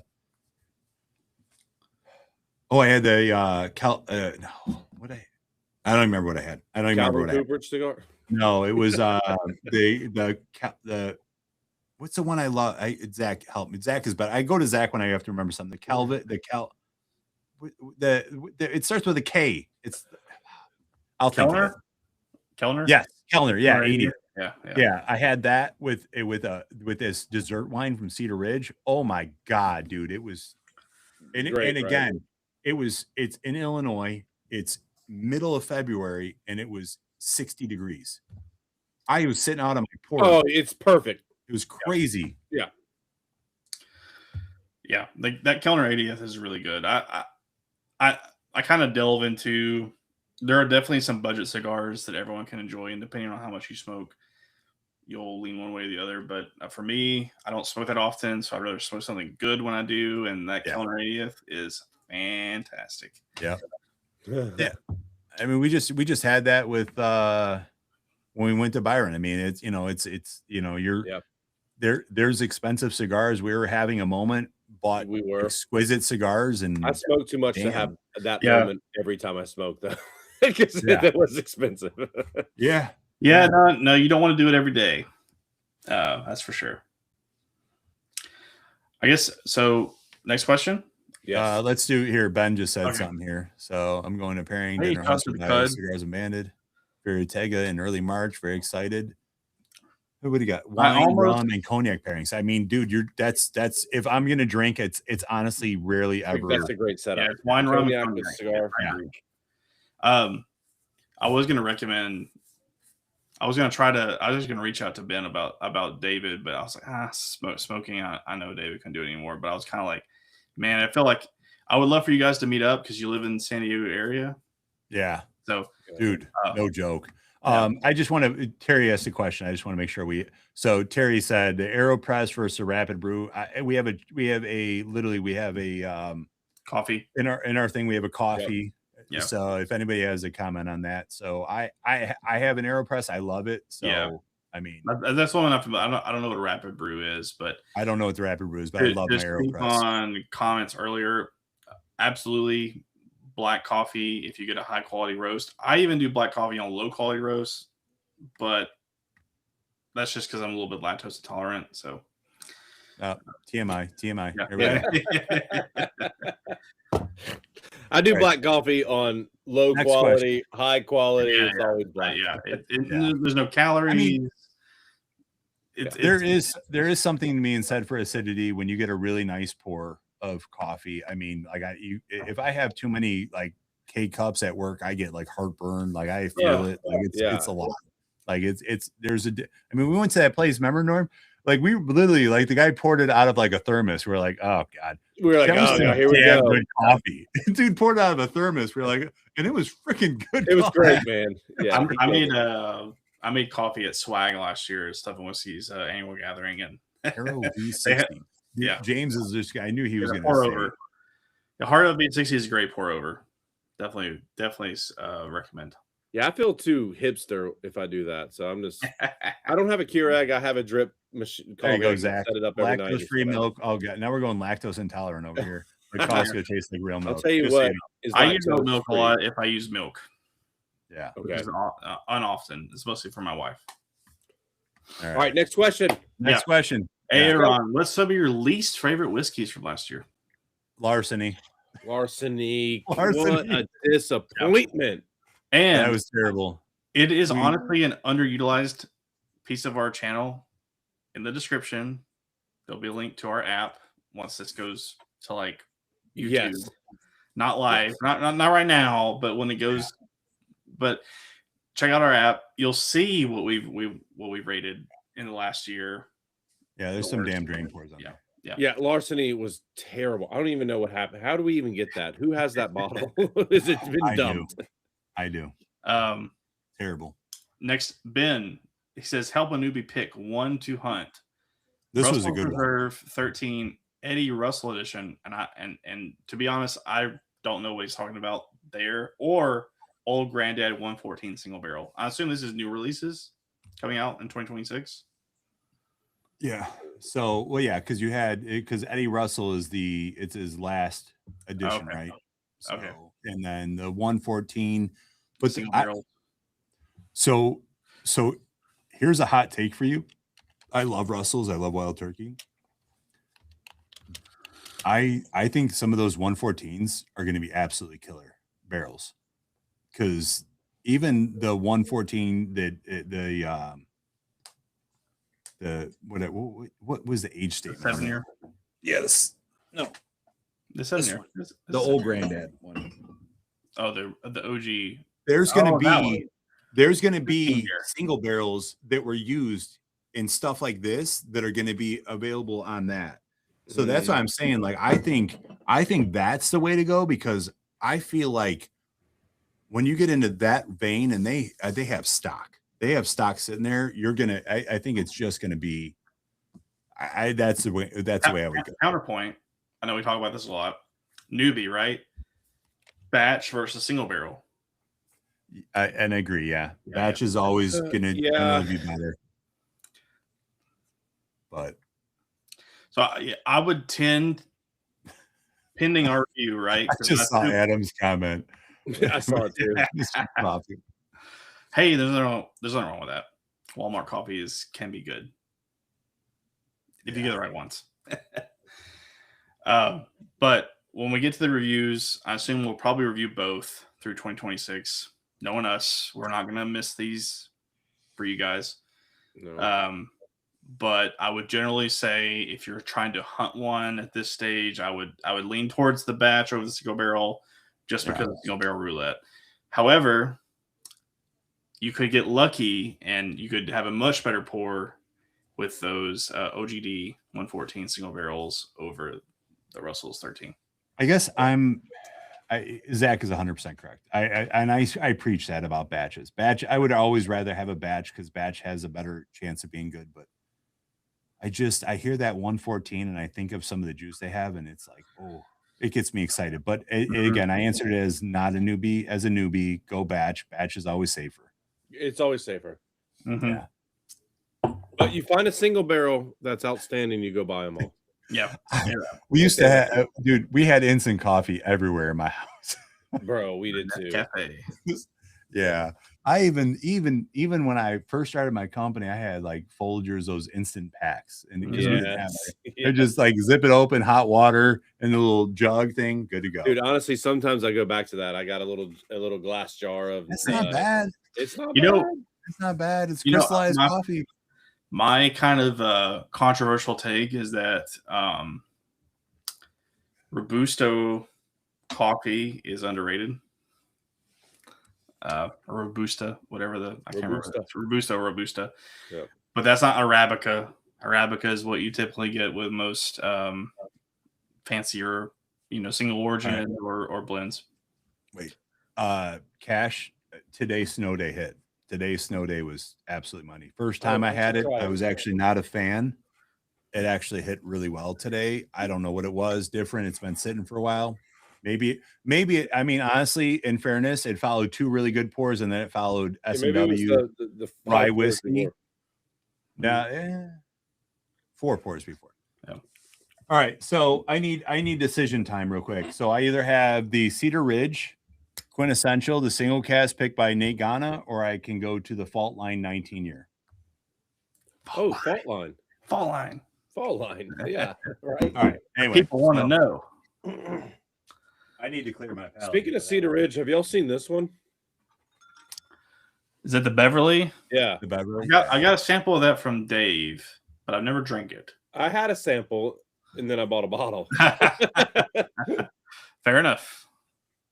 I will say for budget coffee, Cafe de Bustelo. Yeah. That one's pretty solid to me personally. Yellow package. We are on a coffee rabbit hole. Yeah. All right. Next question. Moving on. Ben's second question was: we've got 1 minute to grab a bottle as disaster approaches. What are we bringing, and what is left behind? Oh, from your personal house. Yeah. Or I'm grabbing Parker Heritage double barrel. There's zero question in my mind what I'm grabbing, and if you don't know it, you haven't been watching our channel. I'm grabbing Believe. Yeah. I'm grabbing Believe. Yeah. I'm 1,000% grabbing Believe, and I'll probably knock Booker's Rye over on my way. Get on the way out to even like the fire even more. Well, whatever. I'm grabbing my Coy Hill single barrel. Yeah. I'm grabbing my Russell's 15. Are we grabbing more than one bottle? Well, it's a minute. You've got a minute. You've got a minute. Oh, a minute? Oh, Yeah. I could grab a lot of shit in a minute. All right. I could run and grab a container and grab some shit in a minute. Yeah. Yeah. I would toss things out the window right here, and the chance of survival is better than me not getting exactly. there. Yeah, shit's going. Dude, yeah, I mean, a minute, dude, I could name a bunch of bottles, but yeah, I mean, you're in the range of Believe, Booker's Rye, Blade and Bow 30.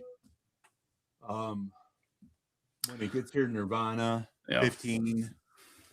I'm excited to see what you guys think of the separate Hill Nirvana 17. batch. Yeah. Hey, Stu, I got some garden tools I'd probably grab. Yeah. Stu's got a hot take in the chat.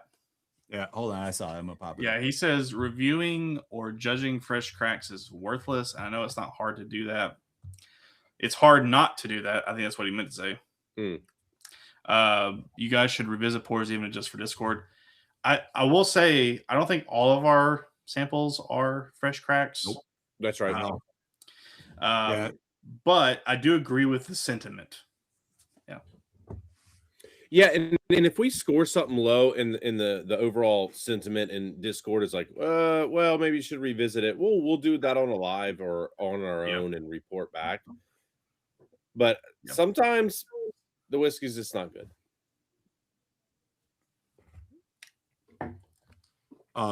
So get on a soapbox for a second. Yeah. If you take a bottle and you flip it upside down, where does the neck pour go? The whole bottle's the neck pour, Randy. The whole bottle is the neck pour. Yeah. But so we pour things and let them breathe. We do. Yeah. However, things with air, things get air, things change. I get that. Most of the stuff we send is splits. So there's a bottle split in 3 ways, sometimes 4 when we do it. Yep. So there's a shit ton of air happening in all the bottles, shipped, sitting, everything else. However, with that said, I always revisit. And numerous times I've gone back and said, like, hey, after thinking this through, it just happened in Nirvana. I went back. I was like, hey, rethought what I was doing. I was wrong. This is why. Here's my score. Randy, tell him about that text I sent you on that Peerless double oaked rye. Oh, dude, that was epic. You were like literally like, this is terrible. I was like, dude, you really deceived me here. Like, this is not good. He was, and I was like, I literally sent him. I was like, dude, this is great. You got to try it because so well. Hold on, we hid the tagline. So he said, I hate 13th Colony double oak. I don't like double oak. I said, if you don't like double oak, you got to try Peerless double oaked rye. It's absolutely great. He sent me a text. He's like, bro, this is terrible. I don't know what you're talking about. And I felt bad because I take it personal. I was like, he's like, just send me the rest of it back. I'll buy. Yeah, I was like, no. And he's like, no, I'm going to revisit it. And then I get a text. He's like, bro. And Norm says bro all the time, which makes me say bro all the time. My daughters, you know. And he goes, bro, I was wrong. I'm sorry. This is really fucking good. He didn't say fucking, but he's like, this is really good.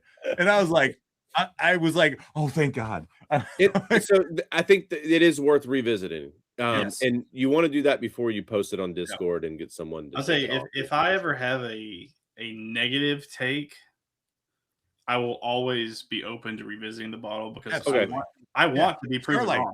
Yeah. Starlight, perfect example. I mean, you were very down on it. Star Hill, yeah. Oh man. I know what you meant. Yeah. They're putting out a new Star Hill. Yeah, they are putting on new Star Hill. But again, that is the thing, right? Is we have to get it out. We have to help people. It is a fresh take, but we will always admit if we're wrong. Because that is the thing is, revisiting, trying. I mean, I just did that. I literally just did it with Snow Day. Like we didn't do a review on Snow Day because it was like, I mean, Justin, Zach, and myself were like, this is not very good. Norm was like, oh, I like it a lot. I like it. It's sweet. I just tried it again, and I'm like, well, this is not bad. Now it's nowhere near what Goldfinch, which I had to go on pills for diabetic shock after that one. These two clowns were like, this is the best thing ever. I'm over here like literally like I'm like trying to find like a shot of something I don't have. No, dude. That's my pre-workout. I did revisit Goldfinch, and it did not hold up to nearly the level that I thought it did. So really, it goes both ways. It goes both ways for me. Okay. I'm calling it. And to Mailman's question, does that imply each BTEC have y'all revisited again? If so, was it better? No, we have not revisited again. However, I have. That's not true. He said no. He has not reviewed it. I've revisited it, and it's still shit. Okay. I won't go that far, but I will say that it is not worth what you could trade it for. No, the trade value on that's way surpasses and that is in the bottle. And that is regardless of what could ever, outside of it tasting like Believe 21 year, it's not going to meet that level of tradability for me. Yeah. So yeah, but it goes both ways. So if I'm like crazy about something, I definitely want to revisit it. Yeah, and to the point when we did our whiskey of the year, the Penelope 13 Founders, like it was ranked high. You go to their app, it's ranked high. It is not that dryer sheet taste. It is off the charts. Yeah. Not. If you guys go back and watch the video, there was one guy who got that right away. You loved it. Yeah, yeah. It was that dryer sheet was real nice. And I was like, me and Randy, we were in the low 8s. Yeah, it was. I mean, that dryer sheet. The only thing that saved it was the dryer sheet was there, but the finish was absolutely epic. And then the dryer sheet took over. Then it wasn't epic. Yes. Yeah. It got super floral. But a hot take, I saw this in Discord the other day. The Stranahan's 12-year Founders, like. It's not that good. I'm saying it's not that good. Wait, which one? The Stranahan's Founders 12 years. It is very good. That's fine. It is fine. Yeah. Here's my thing. Zach said it, which is complex to me because he said he doesn't like old fashions because they're too sweet. That is literally an old fashioned. That was the old me. That is literally an old fashioned at high proof. It's so. It's not that I don't like it. I'm with you. I'm not gonna. I have to be in a specific mood. Yeah. To drink that. Yeah. Like I just came off dry January and it's the only bottle I could grab. I get it. Yeah. No, like I mean, okay. Like I'm gonna paint a picture. We're at a steak place. Steak, because we just talked about like 1,000. Yeah. Like I'm gonna have steak, I'm gonna have mashed potatoes, a little, Brussels sprouts, something like that. Like I'm done. I didn't have a dessert. I get home, everybody's kind of tired. They're in a food coma. I'm gonna pour a pour. That might be the pourer because it's my dessert. I mean, It's it dessert has and a glass. purpose. It has a purpose. You can't have much though. I don't like a lot of sweet pours. Like I get sweet. Like when I get that sweet, I can't drink anything else after that. That's fair. That's my problem. It literally is a ruining pour for me. I would say, from my perspective, if you want an apple pie filling whiskey with cinnamon, I mean, it's got a heavy you put cinnamon in apple pie. You put cinnamon in apple pie. Yeah, but it's like you're putting cinnamon in it, and then the cap comes off. No, here's my thing with that pour. This is gonna upset some people. Yeah. Why have that pour when I can go have a fucking apple pie?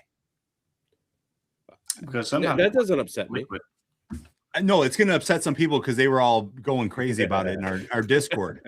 If I want that level of apple pie, I'm going to go have apple pie. I'm going to warm it.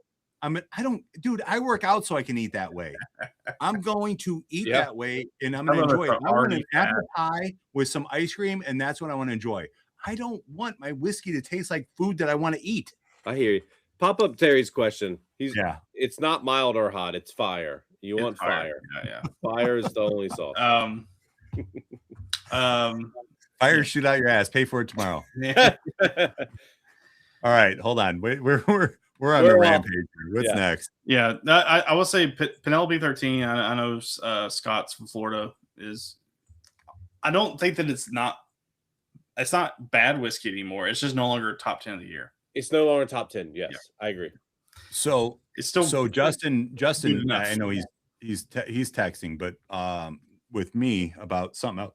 We both got the same bottle from William, but he called me. He's like, dude, did you try it again? I was like, and it turned him off completely. And he loves the Heaven Hill, the William Heaven Hill, but I don't think it got like. The guys went a farther swing than I did. I picked up on the notes and it didn't go as bad. Zach did too, but I'm saying you went farther of I don't like it than I did. Yeah, I still really like it. Yeah. I stayed more in the middle. I think you like it less than I do, and I think Norm likes it way less than I do. Are we talking about Fountain 13? 13, yeah. Yeah, I'm out. Penelope. Yep. Yeah. I still enjoy it. Like I have a pour. I still enjoy it. It's just I went from I was the lowest. I was at 8.4. I would be. You were lower than me?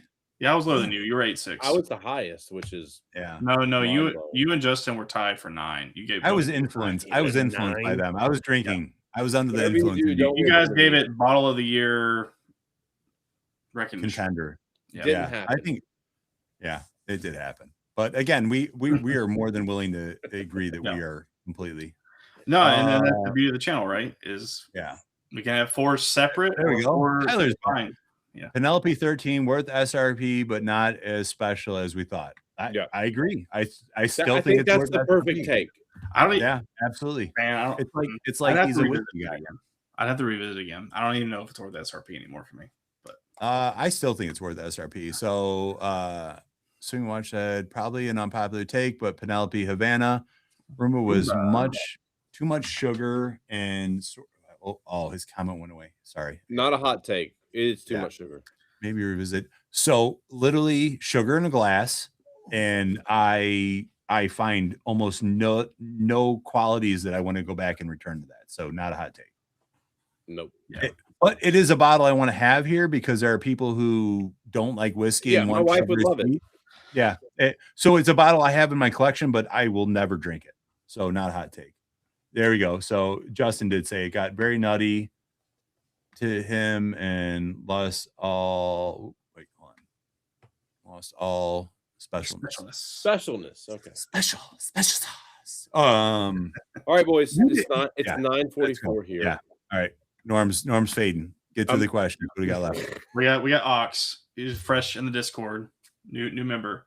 1, spirit habits. Do you prefer drinking higher frequency, lower volume, or lower frequency, higher volume? Great question. 2, how much the much talked about bourbon bubble will you be most looking forward to, and what will you be most dreading about how the shift in demand might play out this year?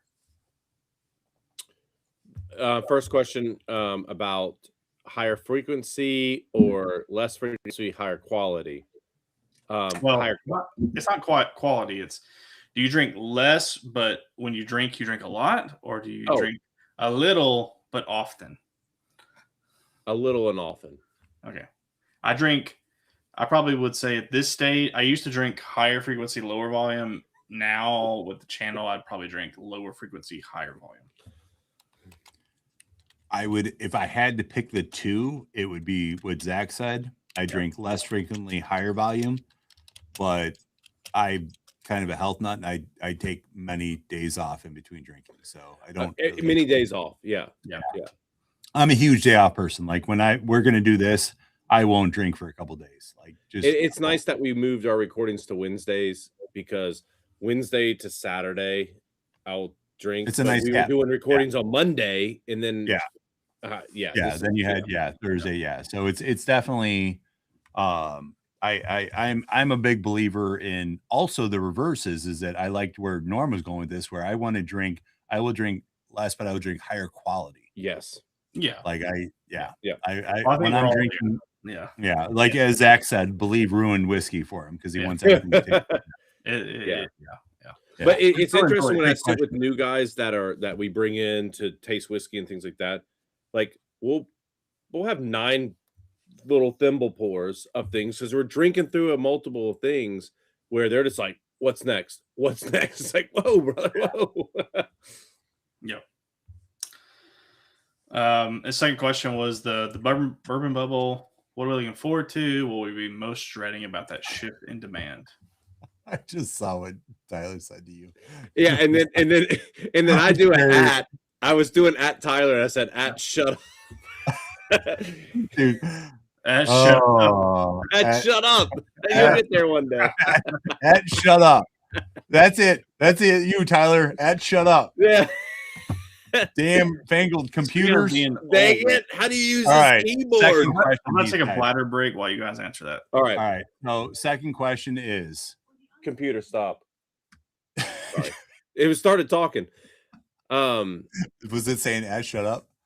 I don't know what it was saying. So bourbon bubble.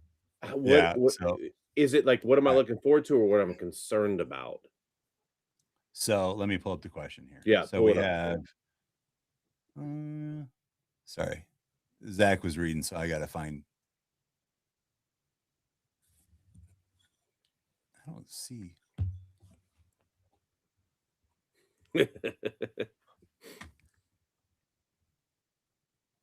Yeah, I missed. I'm going to go into Discord. All right. You talk. No, so when we think about like what's on the cusp of what's coming, or what's happening, Jim Beam shutting down, Four Roses selling, things like that. Buffalo Trace has produced so much whiskey that it's actually sitting on the shelf here, even in North Carolina, between Eagle Rare, which you never saw. I think that's what I'm looking forward to most, is stuff that I would like to get be more available. So Ox said the much talked about bourbon bubble. What will you be most looking forward to, and what will you most be dreading about how the shift in demand might take place this year? Easy availability and higher age. Yeah, dude, absolutely. Yep. I think the bourbon bubble is this thing where like people are going to stop buying bourbon. It's never going to happen. Like, I don't think tequila's next. Tequila's going to take over. Rum's it's here to stay. However, I agree with Norm 100%. I don't want 1,000 releases. I don't want anything. I want them to start releasing the stuff that they have sitting and be higher quality. The problem is that here's the fallacy, is that people the bourbon bubble and prices are going to come down. Bro, no, they ain't. No, there's no way they're going to reverse pricing. No way. I can tell you from somebody, the shit that I want to drink costs 4 times as much right now. Yeah. And again, you can wait to try it before you buy it. You ain't getting it. And then you're going to call somebody like me that bought it and you're going to ask me for some. Yeah. So it's this conundrum, because everybody has this fallacy that the bourbon bubble is going to burst and all this great bourbon is going to be available and it's going to be this great Pappy's price. going to sit on the shelf. No, it's not. It will never sit on the shelf again. There are things that are sitting on the shelf because, you know why? Because they're dropping exquisite bottles right now, and they're dropping them at $1,000 plus a pop. So in you know, again, we just had this. Believe was in my top 2 of the year, and everybody kind of sat back on it, and it's gone, and it's $3,000 on secondary right now. And $3,000 is chump change compared to the whiskey you're getting, compared to some of the other crap you're paying for. Yeah. So, yeah, I mean, it ain't. I wish to God it was a correlation, but I'm just excited that they're starting to release some stuff that they've been sitting on. I'm looking forward to increased availability and higher age statements. However, I think that will lead to higher prices. I think we'll have to pay more for the quality of whiskey that we want to enjoy. But we're buying less too. Okay. You're buying less, but you're still spending more money, probably. But how much? I mean, Randy, how much are you drinking? like, yeah. So buying less for the same price versus to what we have to drink. I don't know.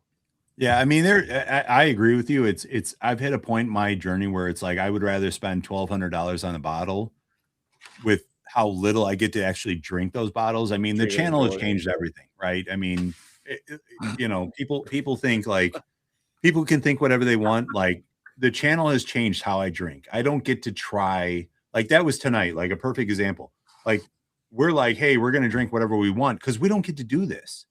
And you know, Zach's like, hey, should we do some blinds? And me and Norm are like, shut your fucking face. Like we're drinking what we want. I want to enjoy what I'm having. Like, literally, he's like, oh, we should get rid of some bottles because he's moving. So he's like, hey, can we get rid of some of these? Where we're like, dude, we literally don't get to do this. Yeah. Somebody take Terry's keyboard away. Yeah. Well, it only showed up in the Riverside chat, not in the YouTube chat. Oh, I did. Okay. What did he do? I missed it. He said a naughty word. Oh, well, I've said like 10 naughty words. Yeah, sorry, Terry, you got censored by YouTube. That's so funny. I think it was the eggplant emoji that got him censored. Yeah. Yeah. No. Yeah. But I think you're right. Like where I'm at, especially, is like I want to buy something that I can't repeat over and over and over because I've made the mistake of buying things and having too much of it. Give me an experience, I'll pay the money, and then I'll go move to the next experience. Mm-hmm. And I hope we start seeing that from some American distilleries out of some these whoever. I don't care where it comes from, as long as it's quality, it's good, and the details, the stats of the whiskey meet the price. Yeah. And I mean, you're paying for what you're getting now. I mean, you think of the LEs, you think about, I mean, everything has gone up. So what we asked for was better quality juice, and they're releasing it, and they're making their money. Yeah, and they're not going to lower the prices because guess what? You can't find a Beacon. You can't find a Russell's 13. No. You can't find a Four Roses LE. Yep. They don't. You know what you can find? You can find Early Times. Yeah. Early Times, you can find you can find EHT small batch now. You can find Eagle Rare 12. I mean, they're starting to be more frequent because people are saving their money and buying the bigger, better bottles. Yeah, I walked in a liquor store the other day and I'm looking for the Scotch section, and the guy's like, "I got you over here," and he holds up a bottle of Eagle Rare. I'm like, "I'm good, dude. I know I got the look. I don't want the Eagle Rare." Like, is it 12? And they're sitting on Benny's, they're sitting on the table. EHT, Buffalo Trace, Eagle Rare. They're sitting like they're literally, and it's like, pass. That's cool. Fault Line 19 batch 1.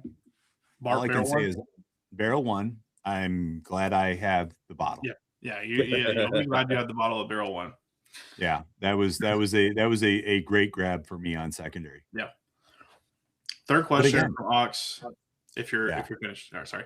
No, please. I want to get to these last two because there's some pretty good ones. Yeah. What was your favorite finds of the past year? A new distillery, NDP, or a new finish took you by surprise? Oh. And just to cue you up, Stu asked the question of what is our view of the whiskey community or communities acting as a third place? Yeah. Which, if you're not familiar with that term, yeah, I was going to say I have a thing is I said, and for clarification, it's a social environment separate from home and work. Yes. So. Oh, okay. Yeah. I thought he was talking about like a third place to sell maybe or buy. I don't know. Mm-hmm. Zach is over here just stuffing his smashing face. It. Like, dude, what are you doing? Oh, the shocking revelation for tonight is I think I prefer my early times over my Jack 10 batch 2. Oh, that's not a shocking revelation. I think that's a solid take right there. Mm-hmm. Jack 10 as a whole is trash. No, yeah. I wouldn't go that far, but no, I'm saying is get that bottle, use it to buy a better bottle. So repeat that first question about shocking. It was what was your favorite find of the past year? New distillery or NDP or new finish? Dang. I'll tell you one thing. I'll answer while you think about it. Is for me, dude, really stop chewing and talk. You like you're talking about what way New Riff Distillery has we've done a lot of reviews on their on the channel for New Riff. They have been a distillery I had nothing before really prior to the channel. Yeah, a bunch, and they've consistently surprised me. Now they've had some duds. Our recent videos highlight those duds. However, I'm looking forward to their releases going forward. I agree with the New Riff, but I'll tell you, I think NDP is Evernorth. I know they've been around more than last year, but listen, what they put out, you can pretty much gamble on a $60 to $70 bottle from them. Yeah. And you're probably going to be okay, you know, to where you're looking at like, I know it's Dan and Sean and they got one employee and they're running their whole show like that versus like a Nashville Barrel Company where prices just skyrocketed for independent bottling. I would say Evernorth is doing a pretty good job, and I think they're taking some of the best Sagamore stock and giving us some good releases. So yeah, they're an interesting one because they're paying Sagamore to do their own, which is in production. So it's going to be very interesting. There was a weird twist where Sagamore got bought out and they stopped letting them have access to barrels. Yep. But yeah, you can't go wrong. I mean, they're even at $60. I mean, they're gonna put out because the thing is Dan and Sean actually do believe in what they're putting out, and they taste all the barrels and they say this is single barrel worthy. This is gonna go into a blend. Yeah. I mean, so they're paying attention to what they're doing. They don't want to ruin their name. God, NDPs though. That's I'm trying to think of one I'm excited for. I'm honestly struggling. I mean, literally who's not in the conversation and you're really thinking about it is Barrel King. Like they're I mean, Backbone. So as NDP. So Barrel King supported them for a really long time. Same. They finally actually have hit the level of quality that you would want for what you're paying for. And of course, I'm no longer supporting them. So I'm not getting it. You know, I supported to help you guys all get that if you're part of their membership. And so did Norm. Backbone is great. I mean, Nolan does amazing stuff. But I feel like Backbone's been around and known. I don't really I don't think of them as new. I guess I'm taking the question serious of like new. I honestly, what's that? Copper and Cask is another one. What about that Texas one? Double Jeopardy and all that. Oh, you're talking about Whiskey Blendery? Yeah. Yeah. They're another one though, but they don't really disclose what their shit is. So I mean, yeah.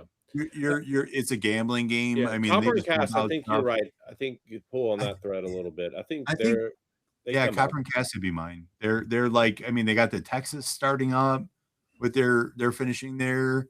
I think they're always putting out good quality products for a reasonable price, even when it's a miss. I'm not like, oh, I can't believe I spent money on this. It's not Right. really that expensive. Same as Evernorth. Right. You miss on the NBC, you regret it. Yeah, you're missing an NBC. You're like, that hurt.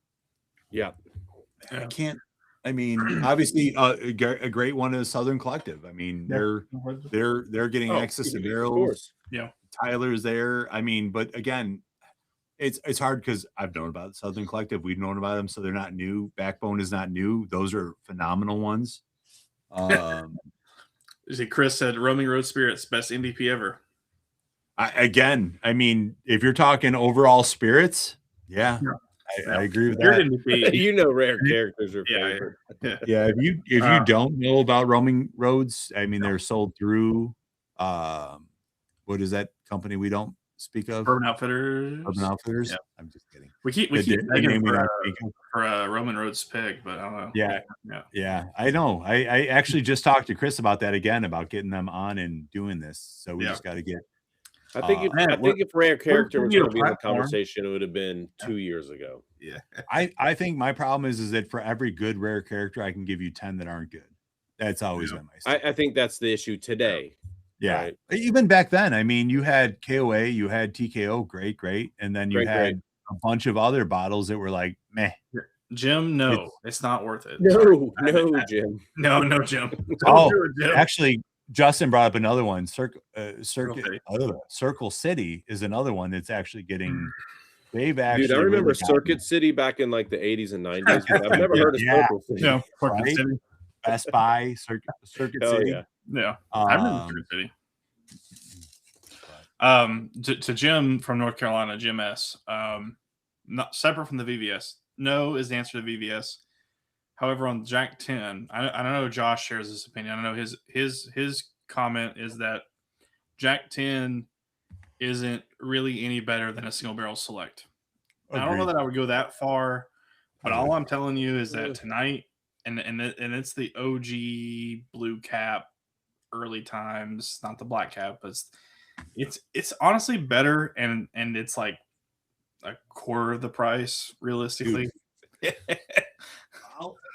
So, what was the one we just did for Old Fits?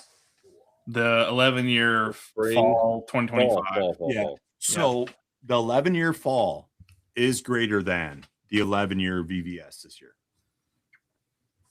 I truly believe that. I haven't been side by side, but I'm just going Burger King. Hot take. I haven't been to Burger King in 20 years. Every time I think I want to go to Burger King, I eat it, and then I feel like shit. Dang it. My wife picked dinner tonight. I did not have a choice. Yeah. Baby's like, I like Zach fluffy. He does. It's like, don't go to the gym, baby. I like my I like the dark arts call out here. I know their pricing can get out of control. They're single malts. Yeah. Oh man, they're single malts. I mean, dude, I have some 36% dark arts that are absolutely stupid. But again, they're $175 plus. Yeah. I mean, I love paying for things that taste amazing, but I mean, their pricing is stupid. Yeah, they're not really new either. I would say they're more of a 2024 thing. Yeah, exactly. Again, that's another one. Signatory independent. I saw Andrew said that signatory. They're not new. They're not new again. Yeah. They're not new. That's the hard part is new, right? The statement was new NDPs, like that you're excited for. Like I mean, there aren't many. Even really truly, Evernorth isn't new. They've been doing it for over a year. Yeah, but if you guys want to move on, so the third place discussion absolutely is true for me.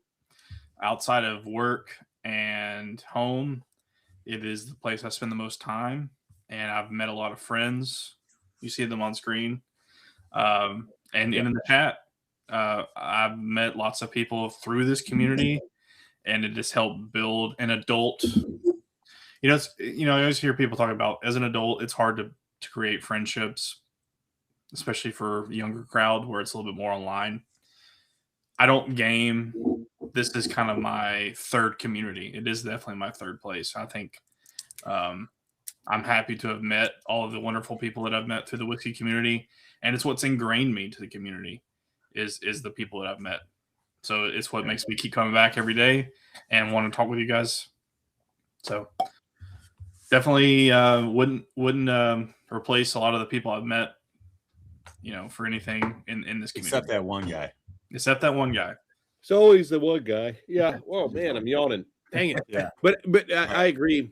This is an outlet for like-minded people to really discuss whiskey, and amongst so many other topics where, I don't game either. If I game, it's single player stuff. So like, I don't have that outlet there. But here, like with this community and doing this face to face in a way, is awesome. And then now that we're moving into meetups and all this stuff, it's like this is pretty incredible.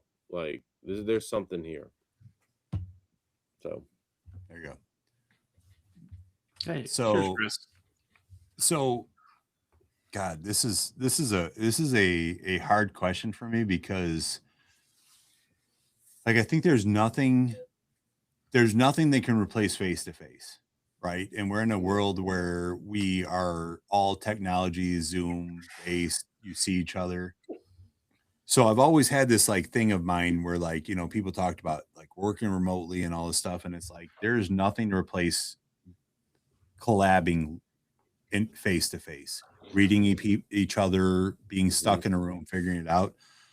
But the whiskey community is a weird thing because I can't think of, and I'm new to Discord. Like when people are like, "Oh, you gotta get on Discord," I literally was like, "Bro, my kids are on Discord." It's for a bunch of same. like, really, like I was torn on it. Like I was like, my kids play video games on Discord. What are you talking about? And it took me a while to get on Discord.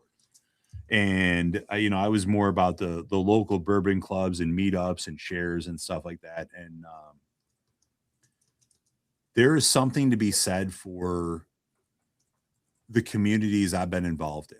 And there's numerous ones, but there's a common thread that it's good people looking to have bonds and share knowledge and share experiences. And along the lines of family and church, it has a common feel to it where it's like you just want the best for the people you're talking to. Obviously there's outliers. It is what it is. But I think that the online bourbon community has given people who maybe didn't feel like they had a place, maybe they didn't feel like they had a way to get out there and meet people. Maybe they live in an area like a Kyle.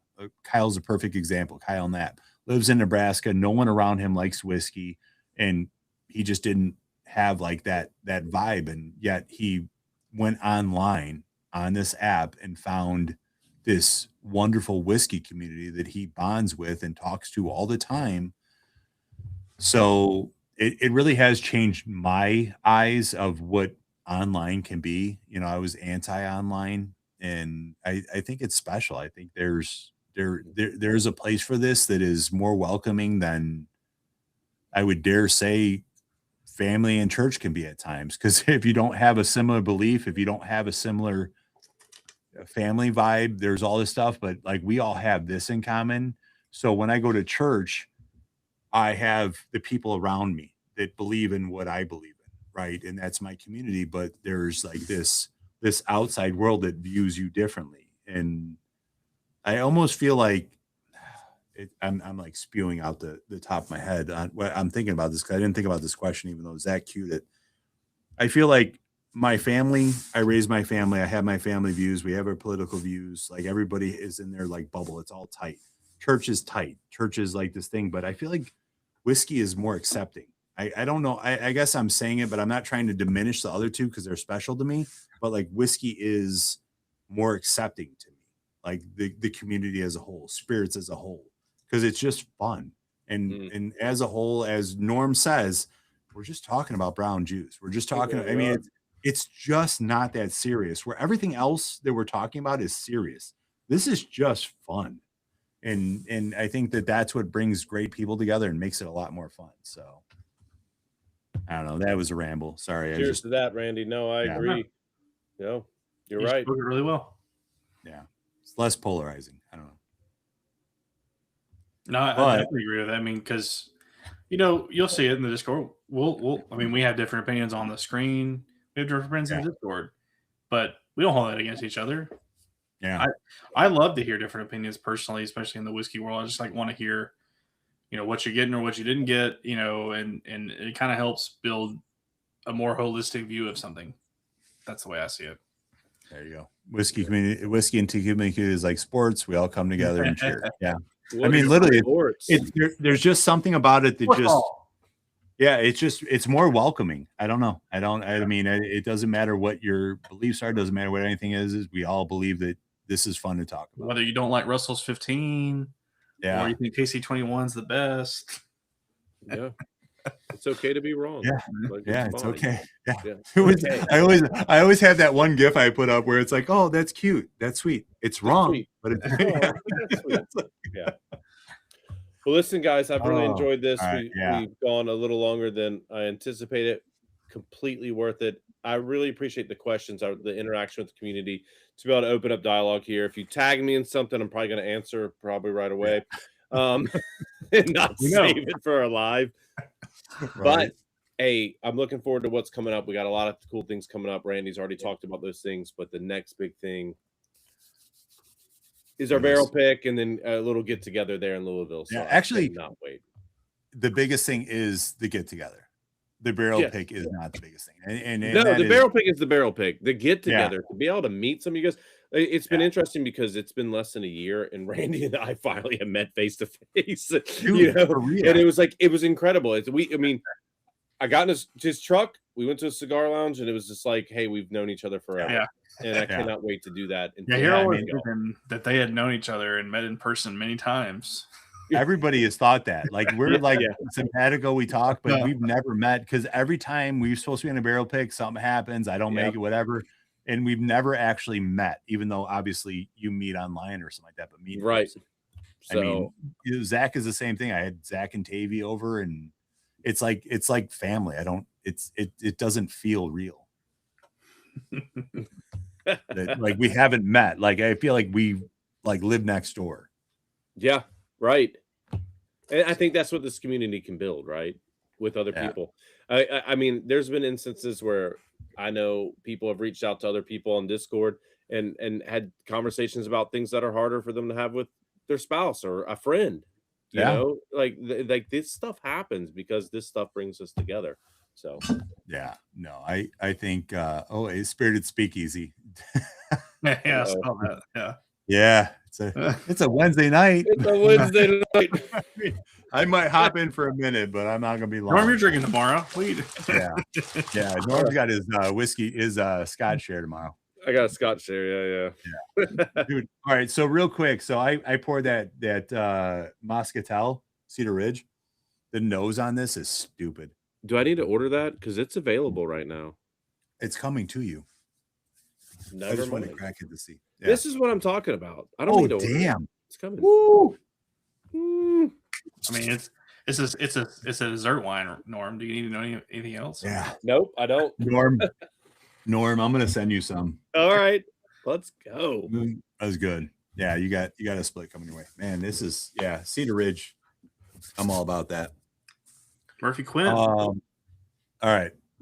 Yeah. With that, let's hop off here. If you want to join in the Spirited Speakeasy, I'll hop in there for a minute because we have some discussions to talk with the community. But we appreciate you all. We love you all. As you see, I mean, this is more than just a review channel for us. We do this because we just get to hang and it's fun. But we love you guys and appreciate you. And absolutely. Yeah. Jim, watch the replay. You won't be disappointed. Yeah. All right. Jim, hop in the Spirited Speakeasy. Yeah. All right. With that, Zach, tell us. All right, guys. We had a great time. Thank you.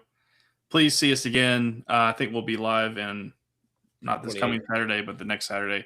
So tune in. We'll see you there, and stay spirited. Stay spirited, guys. Everyone.